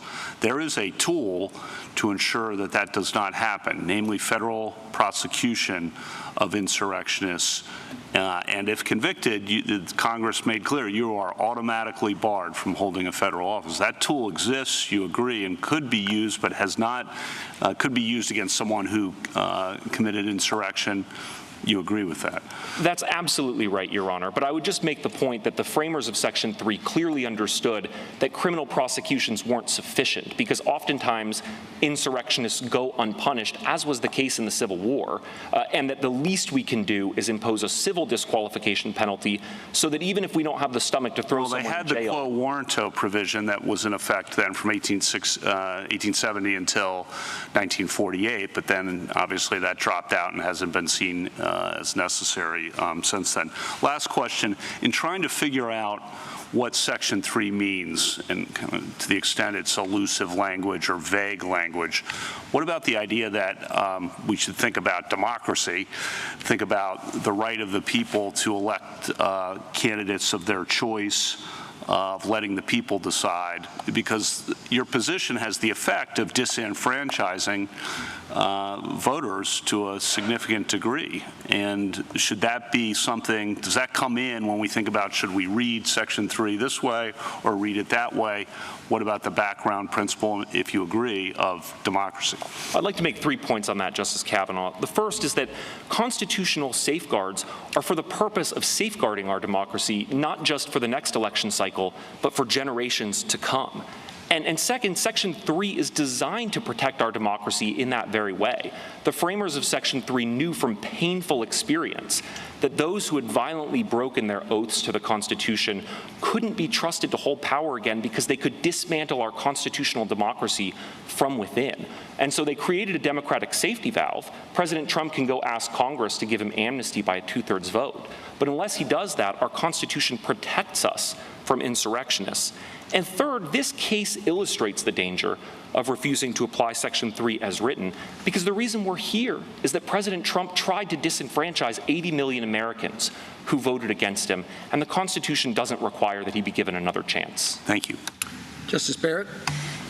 So the general rule is that absent rare circumstances, state courts and federal courts share authority. State courts have authority to enforce the Constitution, but there are certain limits to that, certain situations in which the Constitution itself preempts the state's ability to resolve constitutional questions. And, you know, Tarbell's case is one, and you said earlier that once a president is elected, you accepted that a state couldn't do anything about that. Like you couldn't, Colorado couldn't enact its own, say, quo warranto provision and then use it to get the Secretary of State or the president or anyone else out of office. And I assume that's because of this principle of structural preemption. Am I right? Yes, Your Honor. Okay. So I just want to clarify what that means for your argument. That means that your eggs are really in the basket of the Electors Clause, really in the Article 1 basket, because you're saying that even though all of the questions that people have been asking have suggested that there's a problem with giving a single state the authority to render a decision that would have an effect on a national election, but you're saying that those structural concerns, which might otherwise lead to the kind of result that you would accept after someone is in office, are overcome by the Electors Clause. Absolutely. States run presidential elections. That's very clear from Article 2. Once states have selected the electors and the electors have voted, states have no more power over the candidate who has been then nominated for president. But until then, the states do have the power to adjudicate those issues. Thank you. Justice Jackson? So when I asked you earlier about the uniformity concern and the troubling potential disuniformity of having different states enforce Section 3 with respect to presidential elections, you seem to point to history in a certain way. You said, I think, that the framers actually envisioned states enforcing Section 3, at least in some circumstances where there were insurgents and Confederates. And I guess in my view of the history, I'm wondering really whether presidential elections were such a circumstance, that the framers actually envisioned states enforcing Section 3 with respect to presidential elections as opposed to senatorial elections, representatives, the sort of more local concerns. So can you speak to the argument that really Section 3 was about preventing the South from rising again in the context of these sort of local elections as opposed to focusing on the presidency? Well, 2 points on that, Justice Jackson. First is that, as I discussed earlier, there isn't the same history of states regulating ballot access at this time. So ballot access rules to restrict presidential candidates wouldn't have existed. They wouldn't have been raised one way or another. Right, but I'm not making a distinction between ballot access and anything else. Understood, but the more broad point I want to make is that what is very clear from the history is that the framers were concerned about charismatic rebels who might rise through the ranks up to and including the presidency of the United States. But then why didn't they put the word president in the very enumerated list in Section 3? The thing that really is troubling to me is I totally understand your argument, but they were listing people that were barred, and president is not there. And so I guess that just makes me worry that maybe they weren't focusing on the president. And, for example, the fact that electors of vice president and president are there suggests that really what they thought was, if we're worried about the charismatic person, we're going to bar insurrectionist electors, and therefore that person is never going to rise. This came up in the debates in Congress over Section 3, where Reverdy Johnson said, why haven't you included president and vice president in the language? And Senator Morrill responds, we have. Look at the language, any office under the United States. Yes, but doesn't that at least suggest ambiguity? And this sort of ties into Justice Kavanaugh's point. In other words, we had a person right there at the time saying what I'm saying. The language here doesn't seem to include president. Why is that? And so if there's an ambiguity, why would we construe it to, as Justice Kavanaugh pointed out, against democracy? Well, Reverdy Johnson came back and agreed with that reading. Any office is clear. The Constitution says about 20 times. No, I'm not going to that. So let me just say, so your point is that there's no ambiguity. With having a list and not having president in it, with having a history that suggests that they were really focused on local concerns in the South, with this conversation where the legislators actually discussed what looked like an ambiguity. You're saying there is no ambiguity in Section 3? Let me take the point specifically about electors and senators, if I might, because I think that's important. Presidential electors were not covered because they don't hold an office. They vote. And this I'm talking about the barred office part of this. Exactly. So the barred office is, if you want to include everybody, first you have to specify presidential electors because they're not offices, so they wouldn't fall under any office. Second of all, senators and representatives don't hold office either. The Constitution tells us that under the incompatibility clause and refers to them as holding seats, not offices. And so you want to make sure that there's no doubt that senators and representatives are covered. Given that the Constitution suggests otherwise, you have to include them. The Constitution says the presidency holds an office, as do members of this court. And so other high offices, the president, vice president, members of this court. All right, let me ask you, I appreciate that argument. If we think that the states can't enforce this provision for whatever reason in this context, in the presidential context, what happens next in this case? I mean, is it done? If this court concludes that Colorado did not have the authority to exclude President Trump from the presidential ballot on procedural grounds, I think this case would be done, but I think it could come back with a vengeance because ultimately members of Congress may have to make the determination after a presidential election if President Trump wins about whether or not he's disqualified from office and whether to count votes cast for him under the Electoral Count Reform Act. So President Trump himself urges this court in the first few pages of his brief to resolve the issues on the merits, and we think that the court should do so as well. And there's no federal litigation, you would say? Well, that's correct, because there is no federal procedure for deciding these issues, short of a criminal prosecution. Thank you. Thank you, counsel.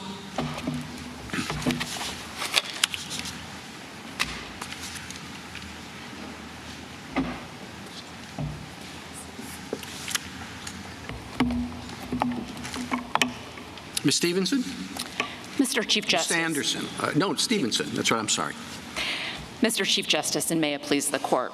Exercising its far-reaching powers under the Electors Clause, Colorado's legislature specifically directed Colorado's courts to resolve any challenges to the listing of any candidate on the presidential primary ballot before Coloradans cast their votes. Despite this law, petitioner contends that Colorado must put him on the ballot because of the possibility there would be a supermajority act of Congress to remove his legal disability. Under this theory, Colorado and every other state would have to indulge this possibility, not just for the primary, but through the general election and up to the moment that an ineligible candidate was sworn into office. Nothing in the Constitution strips the states of their power to direct presidential elections in this way. This case was handled capably and efficiently by the Colorado courts under a process that we've used to decide ballot challenges for more than a century. And as everyone agrees, the court now has the record that it needs to resolve these important issues. I welcome your questions. Is there an express provision with respect to that defines what a qualified candidate is? No, Your Honor, there's not an express provision. When the Colorado Supreme Court looked at this, they looked at the need to be qualified, plus the fact that this part was... So what does it say then? If it's not express, how do we get to this issue of qualified candidate? What the Colorado Supreme Court did, and let me, if I could have a standing objection, I do want to make the argument that you shouldn't review the court's statutory interpretation. No, I'm just looking at the statute. Right. What the court did was to say that we have three important provisions in this section that show that candidates have to be qualified. First, it requires that under 1203 2A, that a political party that wants to participate has to have a qualified candidate. It also looked at the fact that comparable write-in candidates also had to be qualified. No, but this isn't a write-in candidate, so we're actually talking about the participation of a political party, right? We're not talking about the participation of a candidate. Sure, I think that the fact that the write-in candidate also had to be qualified was confirmatory of the fact that the political party candidate also had to be qualified, and it would be otherwise incongruous to read those things differently. So how is Section 3 a qualification? Under the reasoning of the Colorado Supreme Court, no, just on its face. A candidate must meet all the criteria for eligibility, and I don't perceive any distinction between meeting the eligibility criteria and not being disqualified. I just don't see any meaningful difference between those two things. Thank you. You represent the Secretary of State, right? That's correct, Your Honor. If you're the Secretary of State somewhere and someone comes in and says, I think this candidate should be disqualified, what do you do next? Administratively, and what the Deputy Elections Director testified to at the hearing, is that if they obtain objective knowable information, the Secretary can act on that and inform the candidate. So the Secretary at first decides whether that's objective knowable information? In some instances. In this case, the challenge was actually brought before the candidate's paperwork had even been submitted, and because there had already been a challenge asserted and put into the proper court procedure, the Secretary didn't even make that determination because she didn't have the paperwork. Well, what in another case where that wasn't the procedure that was filed, somebody comes in, maybe they've got a stack of papers saying, here's why I think this person is guilty of insurrection. It's not a big insurrection, something that, happened down the street, but they say this is still an insurrection. I don't know what the standard is for when it arises to that. I think anything that even presented that level of controversy about one person having a set of facts that they said prove this would send this case to the 113 procedure that we use to resolve ballot challenge issues like that. And if another elector or the individual who brought the information didn't want to bring it, the Secretary herself could bring that action. Is there a provision for judicial review of the Secretary of State's action, both in Colorado and perhaps what you know about other states? Well, certainly in Colorado, if any action that the Secretary takes that anyone wants to challenge, they can use the 113 process to do so. I think states have varying degrees of that. There's certainly other states that allow versions of that, and then I don't know whether there are others that don't. I certainly know that there are some that do. I think we're told that there are states that do not provide for any judicial review of a Secretary of State's determination. Is that incorrect? No, I think that's right. And I think there are some states that actually have no mechanism to come to, I think, Justice Kagan's point, or there are some states that don't have any mechanism to exclude a disqualified candidate from the ballot at all. And I do want to speak to that for just a minute about the actual Would that be impact of constitutional if the Secretary of State's determination was final? I think so under Article 2, the Electors Clause, Your Honor, that would be constitutional. States get very broad authority to determine how to run their presidential elections. Could a state enact a statute that provides different rules of evidence and different rules of procedure and different standards of proof for this type of proceeding than for other civil proceedings? Yes, Your Honor, I believe it could, under the same Electors Clause power. That issue would be determined under perhaps a different constitutional provision like the Due Process Clause, correct? Correct. The bounds of the Electors Clause are other constitutional constraints, which would include due process, equal protection, First Amendment. What's the due process right? Does the candidate have a due process right? What's the liberty interest?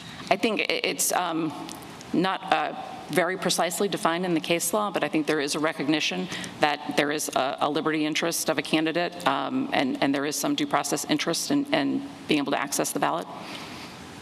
I thought that was for voters. You think for the candidate too, that it would be taking something away from the candidate? Certainly, yes, and I think a lot of times you see that in the First Amendment context where candidates can have an issue about being on the ballot, but it's sort of a hybrid, oftentimes First Amendment, 14th Amendment, qualifications clause, all discussed together. Let me ask you a question about just follow up to Justice Alito. You know, these decisions might be made different ways in different states. Maybe a Secretary of State makes it in one state with very little process, or a process more like Colorado's could be followed by others. Would our standard of review of the record vary depending on the procedure employed by the state? I think this court has tremendous discretion to decide its standard of review, and it might be based on the process that was employed by an individual state. I think you could exercise the independent review of Bose Corp that Mr. Murray talked about, or you could give deference where you have a full-blown proceeding like the one here that had all the protections of rules of evidence and cross-examination and things like that. I'm sorry. You think we should give deference in reviewing the factual record, the legal conclusions? What? In other words, we shouldn't undertake a de novo review. I don't think the review should be de novo. However, I am amenable to the suggestion that the court would do the Bose Corp type independent review that might provide greater certainty to states around the country as to what the court's position is on the factual record in this case. Of course, if it were not de novo review, we could reach disparate results even on the same record, right? I think that's possible. I take it your position is that this disqualification is really the same as any other disqualification, age or residence or what have you. That's correct. And what if I were to push back on that and say, well, this disqualification, number one, it's in the 14th Amendment, and the point of the 14th Amendment was to take away certain powers from the states. Number two, Section 3 itself gives Congress a very definite role, which Mr. Mitchell says is interfered with by the ability of states to take somebody off the ballot. Maybe number three, it's just more complicated and more contested, and if you want, more political. And why don't all of those things make a difference in our thinking about this qualification as opposed to any other? And so, Your Honor, I think the trouble with the categorizing the insurrection issue as necessarily more difficult is it's just an assumption that's coming up, I think, because of this case. And again, back to the Chief Justice's point, we could have a very easy case under the 14th Amendment with an avowed insurrectionist who, came in and wrote on his paperwork, I engaged in an insurrection in violation of the 14th Amendment, and it would be an open and shut case as to whether or not that person would meet the qualifications to be on the Colorado ballot. With respect to your other questions about the 14th Amendment, my positions are based on the assumption that under the 14th Amendment, the states have the power to enforce Section 3, just like they do other presidential qualifications, and I would defer to the electors' arguments on those points. Suppose a state that does recognize non-mutual collateral estoppel makes a determination using whatever procedures it decides to adopt that a particular candidate is an insurrectionist. Could that have a cascading effect? And so the decision by a court in one state, the decision by a single judge whose factual findings are given deference, maybe an elected trial judge, would have potentially an enormous effect on the candidates who run for president across the country. Is that something we should be concerned about? I think you should be concerned about it, Your Honor, but I think the concern is not as high as maybe it's made out to be in particularly some of the amicus briefs. And again, under Article 2, there is a huge amount of disparity in candidates that end up on the ballot in different states in every election. Just this election, there's a candidate who Colorado excluded from the primary ballot who is on the ballot in other states, even though he is not a natural-born citizen. And that's just that's a feature of our process. It's not a bug. And then I think with respect to the decision-making, and you know, we're here so that this court can give us nationwide guidance on some of the legal principles that are involved. I think that reduces the potential amount of disparity that would arise between the states. And then with respect to the factual record and how that gets issued and implemented, states have processes for this. And I think we need to let that play out and accept that there may be some messiness of federalism here, because that's what the Electors Clause assumes will happen. And if different states apply their principles of collateral estoppel and come to different results, that's okay. And Congress can act at any time if it thinks that it's truly federalism run amok. Justice Thomas, anything further? Justice Alito? Well, just one further question, and it's along the same lines of a lot of other questions. We've been told that if what Colorado did here is sustained, other states are going to retaliate, and they're going to potentially exclude another candidate from the ballot. What about that situation? Your Honor, I think we have to have faith in our system that people will follow their election processes appropriately, that they will take realistic views of what insurrection is under the 14th Amendment. Courts will review those decisions. This court may review some of them, but I don't think that this court should take those threats too seriously in its resolution of this case. You don't think that's a serious threat? I think we have processes. We should proceed on the assumption that it's not a serious threat. I think we have institutions in place to handle those types of allegations. What are those institutions? Our states, their own electoral rules, the administrators who enforce those rules, the courts that will review those decisions, and up to this court to ultimately review that decision. Justice Sotomayor? Justice Kagan? Justice Kavanaugh? Justice Jackson, anything further? Thank you, counsel. Thank you. Rebuttal, Mr. Mitchell?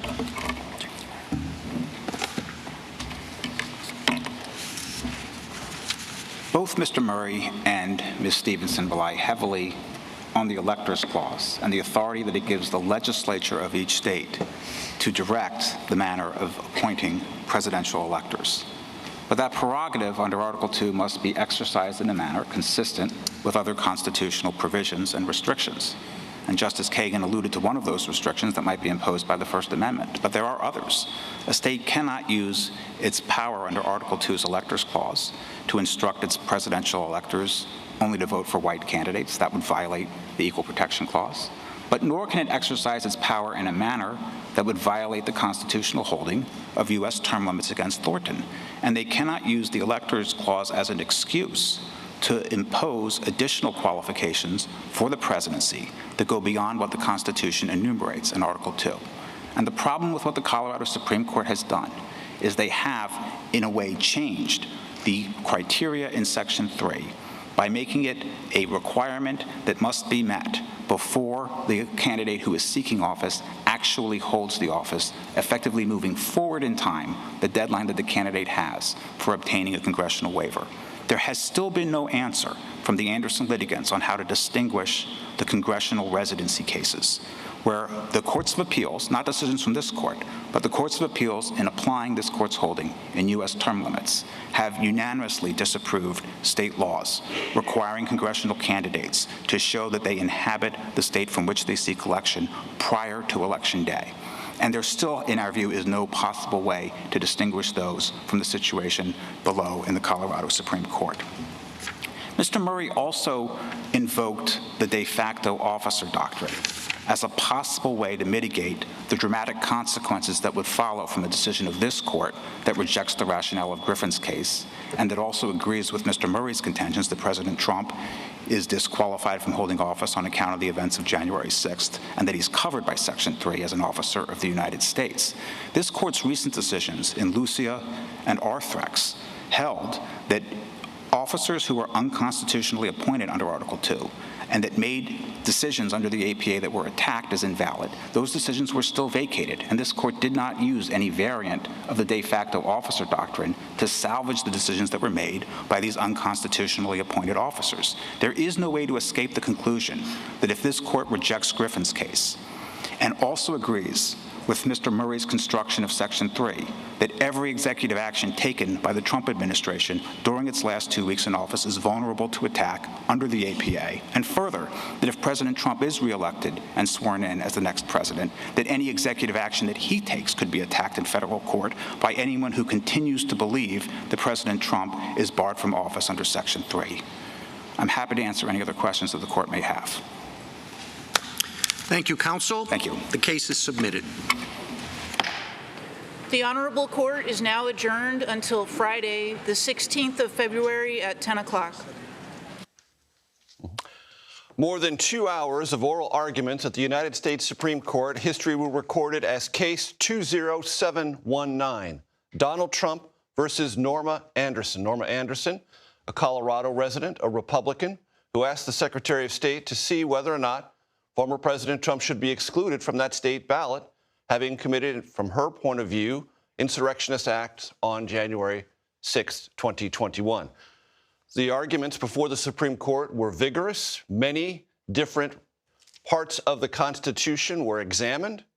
I want to bring in former President Trump attorney Tim Parlatore. He spent over a year working on former President Trump's several legal challenges. Most of his work was on the investigatory side, dealing with the classified documents case and the January 6 case with Jack Smith, the special prosecutor. Tim, your overall assessment of what we heard today at the Supreme Court? I think it was a very interesting argument, and what I think came through is that the justices are looking for a way out of this case where they can, if possible, find complete consensus and issue a unanimous decision on a really very narrow point of law that would dispense of this matter. On that narrow point of law, did you hear today in that 2 hours of oral arguments some points of law that you think this sometimes disparate Supreme Court of ideologically constructed differences could arrive at a unanimous point of view? Yes. When Justice Kagan was asking the questions about a single state making a decision that would then bind all other states as to who they can vote for, I think that questioning right there really formed the basis of what I believe the entire opinion is going to be. I wouldn't be surprised if right after this, Chief Justice Roberts goes to Justice Kagan and says, okay, we're going to try and do a unanimous decision based on this narrow issue. To try and I think that they're definitely going to try and avoid a lot of the more contentious issues of, was there an insurrection? What's the definition? Is the former president an insurrectionist? Right. I think we didn't hear anything in that oral argument that indicates that they really want to tackle that question. I think that they're really looking for a technical procedural off-ramp that would allow them to say, okay, the Colorado decision can't stand, but it's not on the merits, it's on this procedural thing, and kick it back. I want to let our audience know that I'll be getting to Robert Costa, who's with me at the desk here momentarily, and also Jan Crawford, who was in the Supreme Court, will be coming out. But first, I want to go to our CBS News legal contributor, Jessica Levinson. Jessica, your takeaways from this historic gathering and oral arguments before the highest court.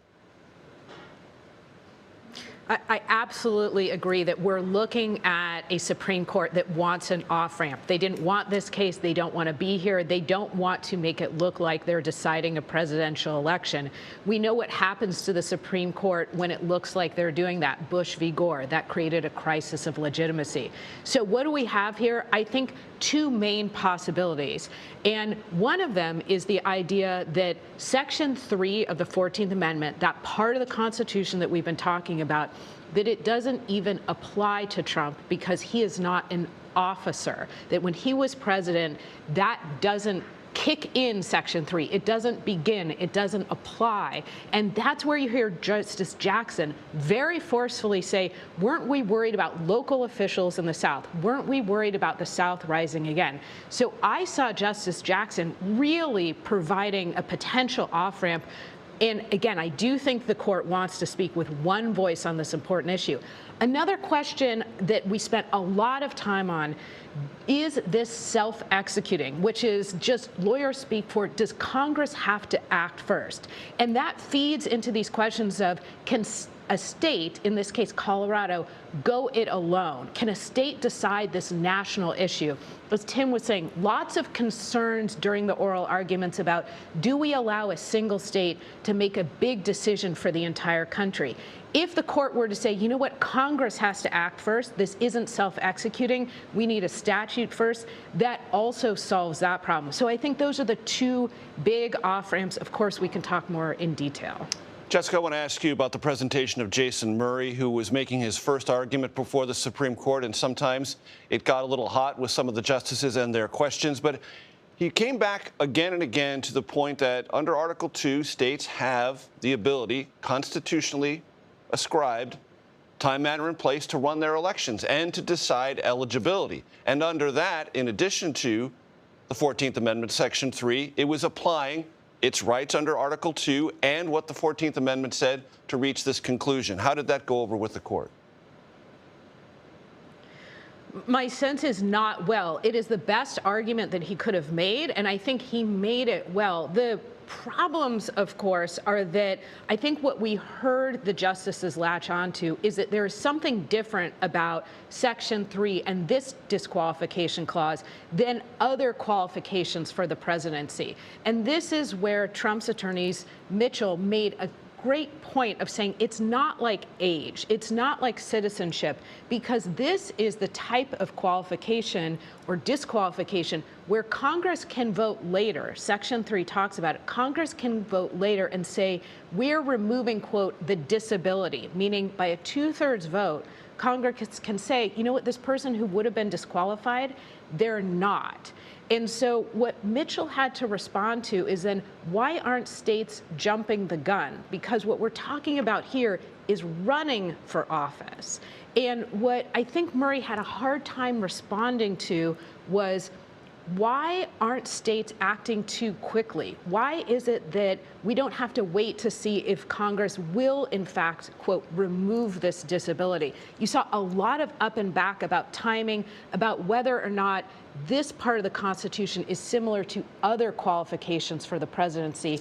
And again, I think that's where he just was not convincing the justices that this insurrection clause is just like an age requirement or a residency requirement or a citizenship requirement. Jessica Levinson, thank you so much. I want to turn now to our CBS News chief legal correspondent, Jan Crawford. She was inside the courtroom. She is one of the most astute observers, not only of the facts and law, but the conversation, the atmospherics inside the court. Jan, your thoughts as you are emerging from this more than 2-hour historic set of arguments. Major, it was historic, it was extraordinary, and throughout these 2 hours, I think the conclusion is not whether or not they are going to rule for President Trump and reverse that Colorado Supreme Court decision, but how. And I agree with what I heard Jessica and, of course, Tim saying. They seem to be focusing on two major ways of deciding this opinion. And what's so fascinating about being inside the courtroom is that you can see those 9 justices sitting there on the bench interacting almost with one another through the lawyers as they work through these various possible ways they could decide this case. The bottom line, I think, like I said, President Trump is going to win this case today. But there are legal reasons, strong legal reasons why he has in his favor and why the Colorado Supreme Court, by a vote of 4-3, the only court so far to have ever held that a state could kick a presidential candidate off the ballot for, quote, insurrection.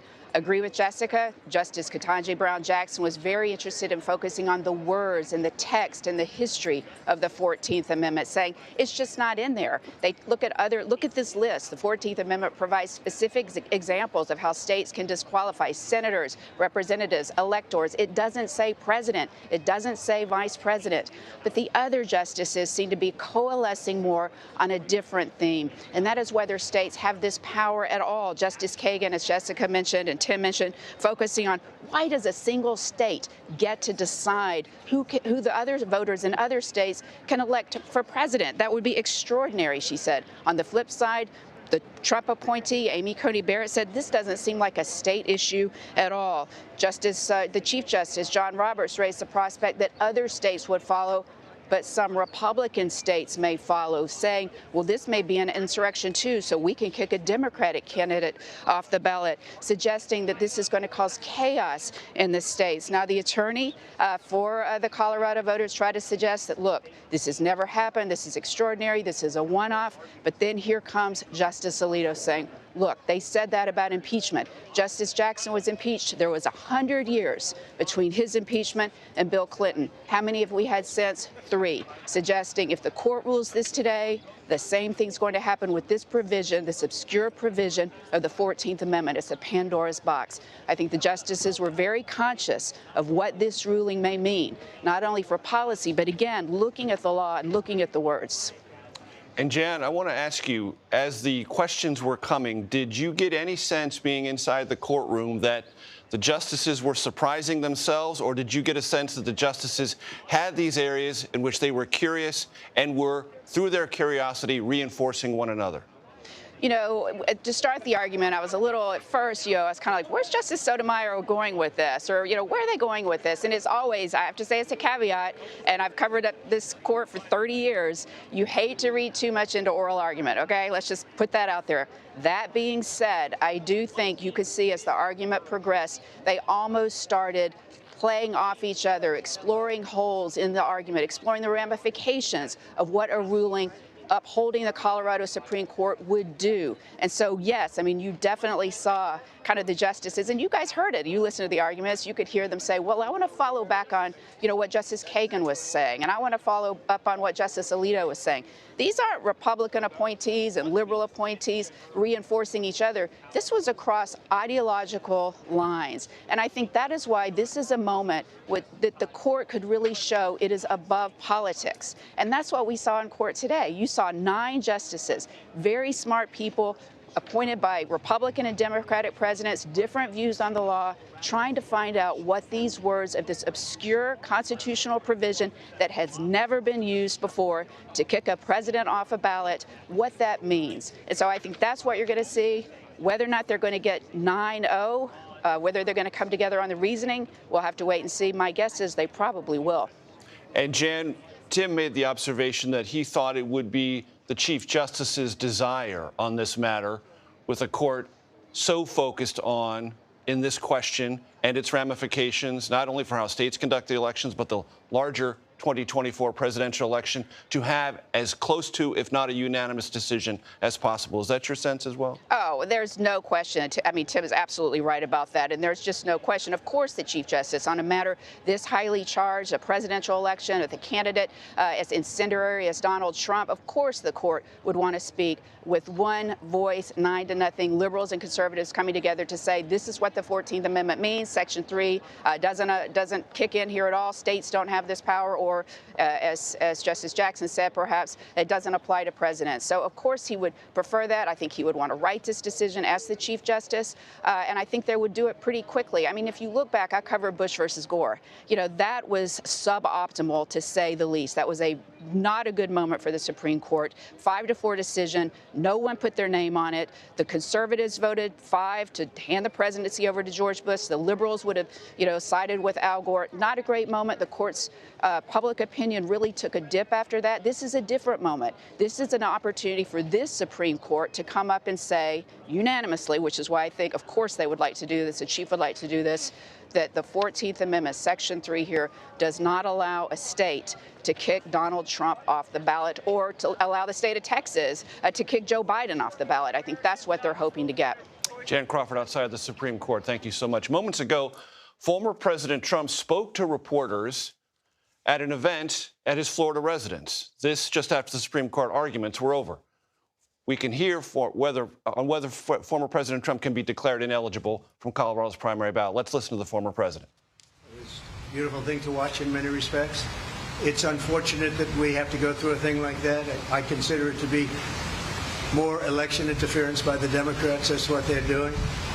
The good news is we're leading virtually every poll. We're leading I don't even know if we have anymore. I'm not sure that we even have a Republican candidate, somebody running, but not making any impact. So as you know, we won Iowa, we won New Hampshire in records, and each one a record. We think we're going to do very well. I'm heading out right now to Nevada for the caucus and the caucuses, and I think we're going to do very well there. All polls indicate we're in the 90s, maybe more than the 90s. We certainly did well in a primary that didn't matter, where they voted very nicely. And we have tremendous support from the people of our country. They hate what's happening at the border. They hate what's happening just generally. We're not a respected country anymore. We're laughed at all over the world. They're laughing at us. And they hate what's happening. They hate seeing it. They love our country. They want it to come back. And we're going to do that. If you think about it. As former President Trump outside his Mar-a-Lago residence, Robert Costa, our chief elections and campaign correspondent. Robert, not only what the president said, kind of typical, what we would imagine he would say, but your reactions to what happened at the Supreme Court today as well.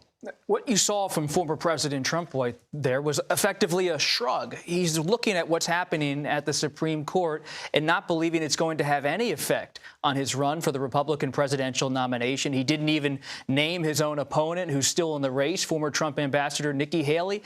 And in a sense, this isn't going to have an immediate effect on the Republican race, based on our reporting at CBS News, our own conversations with voters. They're not paying close attention to every single iteration of a Trump legal challenge. In fact, many of these challenges stoke their own grievances about how they feel about former President Trump. We've seen that in state after state.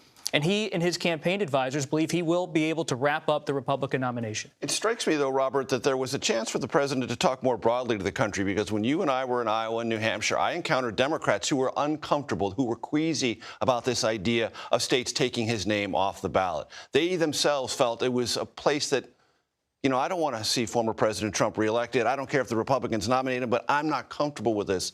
That could have been a moment for the president to speak more broadly about something that I think outside of most loyal Republican Trump voters, even some Democrats are uncomfortable with. And he's made similar points to that publicly before. The challenge for the Trump campaign, based on some of my conversations with his allies, is that they'd rather be talking about issues like the border and the economy, foreign policy, not about January 6th. Because January 6th, even if it stokes some of the grievances of his supporters, the core and the base of the GOP, it's not the favorite issue of those kind of swing voters in suburban areas around different battlegrounds. But January 6th, because of these cases, not just what's before the Supreme Court today, but the looming trial, possibly led by Special Counsel Jack Smith, slated to come later this year, will bring these issues front and center once again. We had that in 2022. With the January 6th committee hearings. Now they're revived again. Questions about his conduct, his decisions in and around the January 6th certification of the presidential election.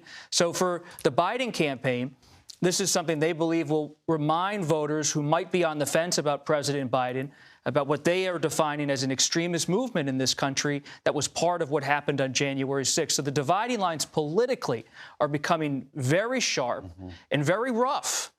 These are rough political waters, even as the legal battles unfold in their own way constitutionally and elsewhere. Robert Costa mentions rough political waters. I want to bring in CBS News election law contributor David Becker, who is outside the Supreme Court alongside our Jan Crawford. It's been said here, David, that the Supreme Court knows that these are turbulent political waters, wants to navigate them as best it can in concert with the law and the textual understanding of the Constitution. Your impressions of today's arguments? Yeah, it's very clear that's exactly right. All 9 justices were incredibly engaged in this discussion, all asked questions of all of the lawyers involved. And it seemed like they were all meandering around the same general path to possible final resolution here. There was no discussion of whether or not Trump actually engaged in an insurrection. That was generally just passed over. And where they really seemed to focus, they focused a little bit on whether the presidency is an office of the United States and whether the president is an officer under the United States. But it really focused on whether the states have been authorized by Congress under the Constitution to render these decisions under Section 3. There was a clear concern that that could result in some chaos, with different states coming to different conclusions, or even one state, whichever was first to decide it, kind of generally just setting the stage for all of the other states, even though it might have been just one judge in that state that had rendered that ruling. And I think that the justices were clearly concerned about that. I saw that from all 9 justices. What I'd also say, however, is there's another potential chaos that could result from that, which is that barring congressional action, which I think we shouldn't expect in this particular case, that really leaves this for determination by Congress potentially on January 6th. And we could have a lot of discussion and potentially disruption around the idea that Donald Trump, if he won the election in November, he might not be qualified to serve as president of the United States. And so we'll have to see how the Supreme Court ultimately rules on this. I think they are headed towards a fairly consensus ruling on what power states have to resolve this matter, but it could set us up for a big political discussion later on. David, with your permission, dive a bit more deeply into what you're thinking about January 6, 2025, and this question, and whether you think, based on what you heard in the oral arguments this morning, the Supreme Court will not only decide, but try to say something preemptively about those matters that you're referring to. So I think it's clear the Supreme Court doesn't want to wade into the issue of whether or not Donald Trump engaged in insurrection, the exact language that's used in the 14th Amendment. But if they resolve this in a manner that it appears they're headed, that states have not been authorized by Congress to decide this yet, that Congress has not given them that power, if we also assume that Congress is not likely to give them that power in the next several months, which I think is a fair assumption, then it may be left up to the political process. You can imagine that issue of whether Donald Trump should be qualified to hold the office of the presidency should he win the election in November could be a major, major fight on the floor of Congress on January 6, 2025, with those opposing him, presumably Democrats, bringing up this issue and really fighting it out. There's nothing in the Electoral Count Reform Act that would prevent them from doing that. And I think we should expect that if Donald Trump wins and if that issue of whether or not he engaged in insurrection has not been resolved definitively by the Supreme Court prior to that. Jan Crawford, not only your thoughts on what David has just shared with us, but also any sense you might have, and I know this is unanswerable, so it's slightly unfair, but I know you have a good instinct about these things, timing of this decision. Well, I mean, this is a case of first impression. The court has never had this issue before. There's not a lot of case law on it. They're going to want to have a thorough opinion, so we're not going to get this tomorrow. Can we get it in a week or so, or 2 weeks? Yeah, I would think so. Super Tuesday is less than a month away, so I don't think they're going to dilly-dally on this. But to pick up on David's point about after the election, I mean, the court, think about the Supreme Court.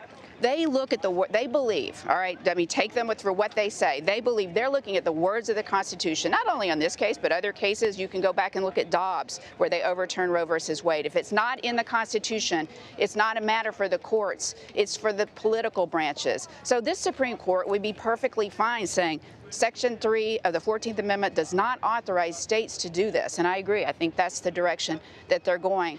That's a matter for Congress to decide. That the Constitution is clear. No one's ever tried to do it. There's a case from 155 years ago where a Chief Justice sitting as a circuit judge suggested the same thing. That is good enough for us because there's nothing else that we have to go on. So, you know, let Congress do it. And that, to me, is very in keeping with the way this court, the majority anyway, believes there should be a balance between the branches. Thank you so much, Jan Crawford. Jessica Levinson, I want to go back to you because what was so evident to me, and I think everyone else here at the table, is that across the ideological spectrum, there was great curiosity and discussion about consequences of validating, that is to say, the Supreme Court upholding the Colorado Supreme Court judgment to take the former president off the primary ballot. Your impressions of that conversation about future consequences?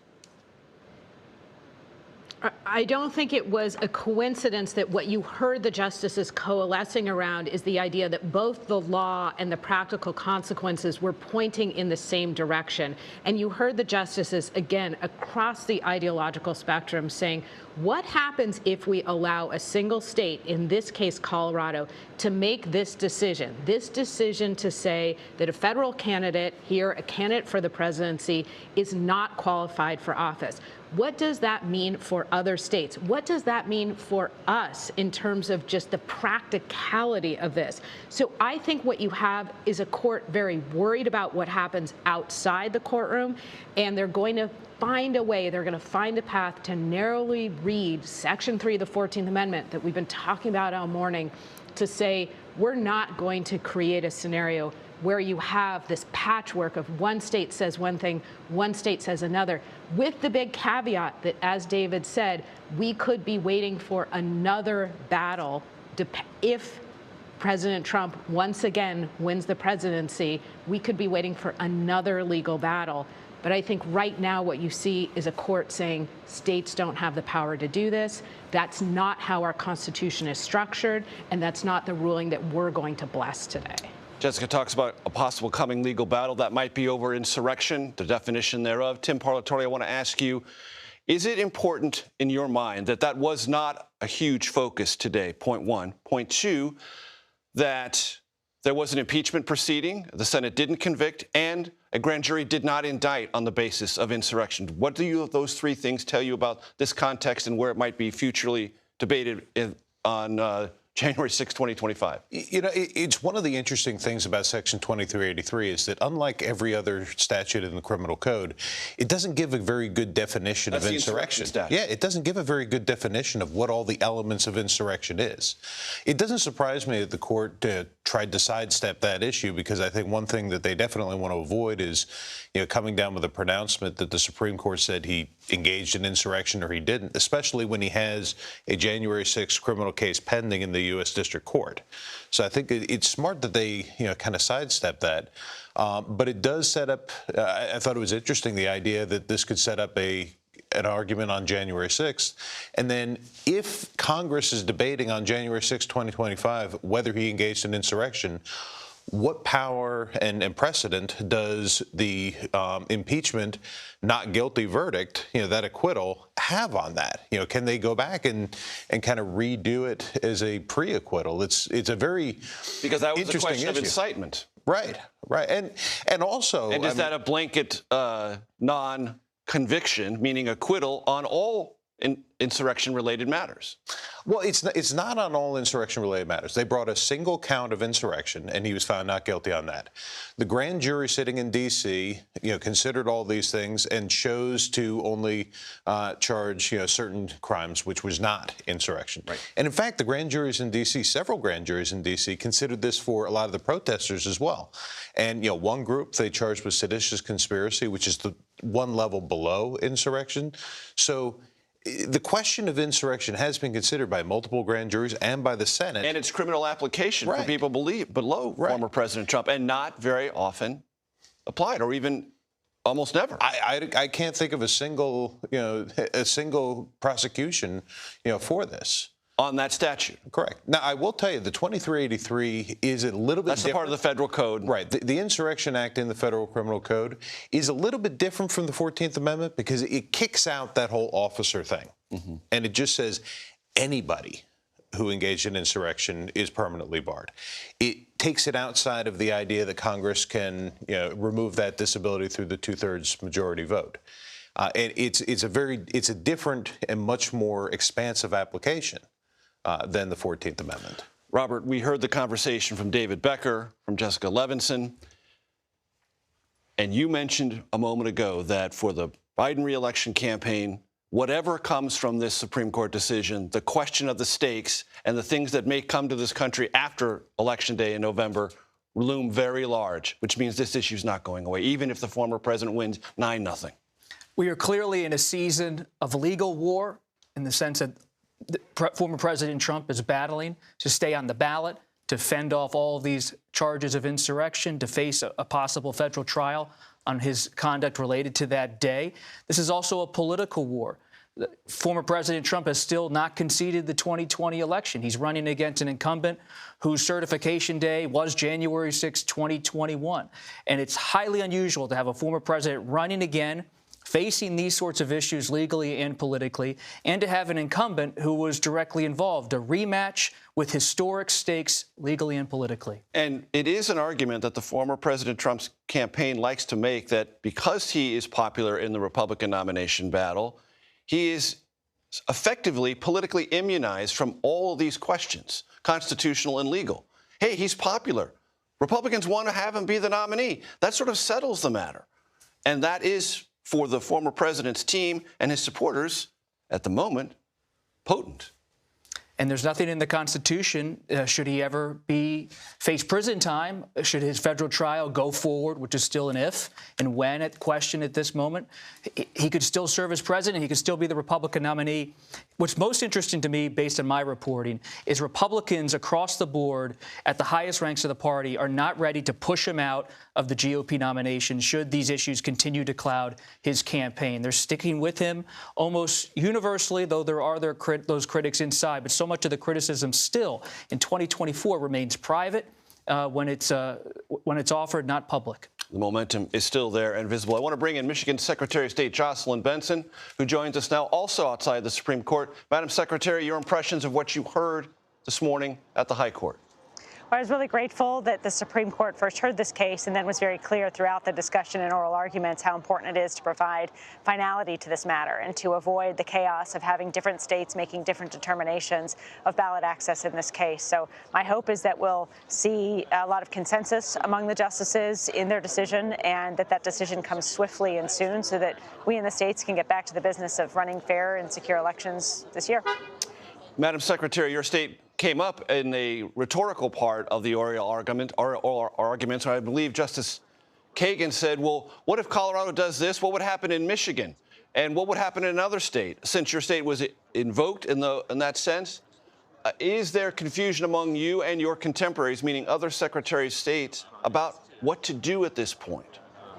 No, since this case emerged and that issue emerged last fall, I was very clear that states do not have the authority to make this call, and that if we did assume that authority of ballot access on the 14th Amendment question here, we would be injecting ourselves into a discussion that actually is better decided by the U.S. Supreme Court, and as the court seemed to hint today, perhaps even by Congress.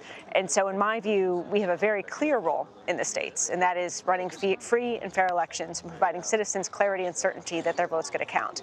These sorts of ambiguous questions about ballot access, when they rise to this level, are best resolved by the U.S. Supreme Court, and I was gratified to see the court really affirm that today in a lot of their discussions, and I'm hopeful that the decision will provide that clear guidance about who has the authority to determine the ballot access question in this case, and in my view, that authority should be squarely with the federal government as opposed to the states.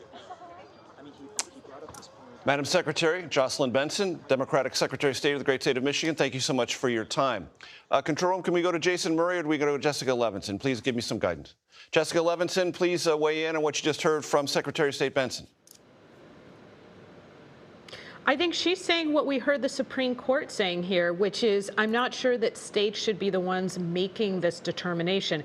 We heard, it was just so fascinating, we heard a lot about constitutional structure and these questions of who decides and who has the power, particularly when it comes to the federal government. For anybody who has ever voted before, we know that states do have a lot of power when it comes to our election experience. But what the court was really focusing in on, and I think what we just heard from the Secretary of State, is the idea that maybe on these questions of national importance, where the question is a federal candidate, that you need more guidance than that constitutional provision we've been talking about, Section 3 of the 14th Amendment provides.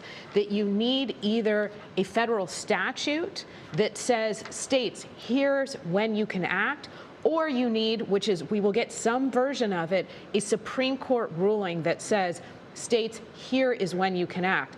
Based on everything that we've talked about this morning and all of the really helpful commentary coming out of the oral arguments, I think what we see is the justices, let's remember the head of one of the federal branches of government, are going to end up saying, we can't leave this to the states. Legally, it's wrong. In terms of the practicality, it's wrong in terms of the consequences. And we don't want to leave this up to each individual, either Secretary of State or state Supreme Court, to make these different determinations. There are places in our government where we need to speak with one voice, and this is one of them. What does the Constitution mean?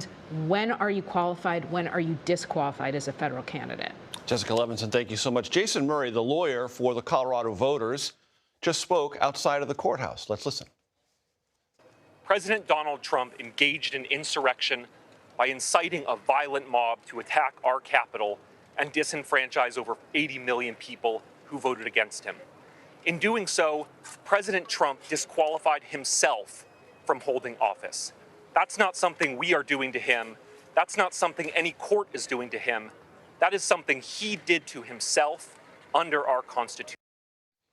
Tim Parlatore, your reaction to what we just heard from Jason Murray. That's a political speech, not a legal speech. And that, therefore, will lack clout within the confines of the Supreme Court. I think so, yeah. I mean, I understand that that's his position, but ultimately, as a lawyer, instead of making political speeches like that, you have to focus on the facts, evidence, and the law, and what the procedures are. And I thought he did a fairly good job in the courtroom, with the arguments that he had. I think that things were against him there, but what he said outside is definitely more political. I have read some scholars, Tim, who have said, look, the 14th Amendment is clear. The proceedings were delayed. It was a violent riot that delayed them. Had that riot succeeded, a peaceful transfer of power in this country would have been thwarted. By definition, that is something that would fall under the 14th Amendment, Section 3. What would your legal argument or response to that be? That's something that has to be proven in court. Okay. You can have experts on both sides of the aisle sit there and say whether they think it does or does not apply. But in this country, to actually figure out whether something is or is not an insurrection, you have to bring an indictment, you have to put it in front of a jury, and you have to present the evidence, not hearsay evidence, actual evidence to a jury. And tested it in the court of law through all due process procedures. Let the jury decide, and then you respect that process. There is a process. This isn't it. And what makes the Trump story intriguing legally and politically as a reporter is that this is not about Trump himself as the sitting president at the time marching on the Capitol. He did not march on the Capitol. But the question that's being investigated now that's going to come up in this trial, should it happen, is whether he engaged in a conspiracy to use fraudulent claims about election fraud to then forward what Jack Smith, the special counsel, is arguing was a scheme to hold onto power. I want to give Jan Crawford, our Supreme Court reporter who's standing outside the Supreme Court, if at all possible. Control room, is that good? The last word? Jan, please. I think, as we've all said, I mean, this is obviously as a result of these 2+ hours of extraordinary arguments. It's not a question of whether or not President Trump's going to win, but how. And there's two clear grounds that the court could use. One, this we've discussed, that states simply don't have this power under the 14th Amendment to kick a presidential candidate off the ballots, the chaos that would ensue for that. And also, when you think about the purposes, as the Chief Justice said, of the 14th Amendment, the concerns, that was to restrict the power of the states to take people's property and to do all these other things. So it's kind of an upside-down way of looking at that amendment at all. And then, of course, there's the other possible way advanced by Justice Ketanji Brown Jackson that would say that this section doesn't even apply to presidents at all. But either way, it was a good day for former President Trump. Jan Crawford outside the court with our election law expert, David Becker. Our coverage will continue on CBS News Streaming, your local news, and tonight, of course, on the CBS Evening News. This has been a CBS News Special Report. I'm Major Garrett in Washington. Good day.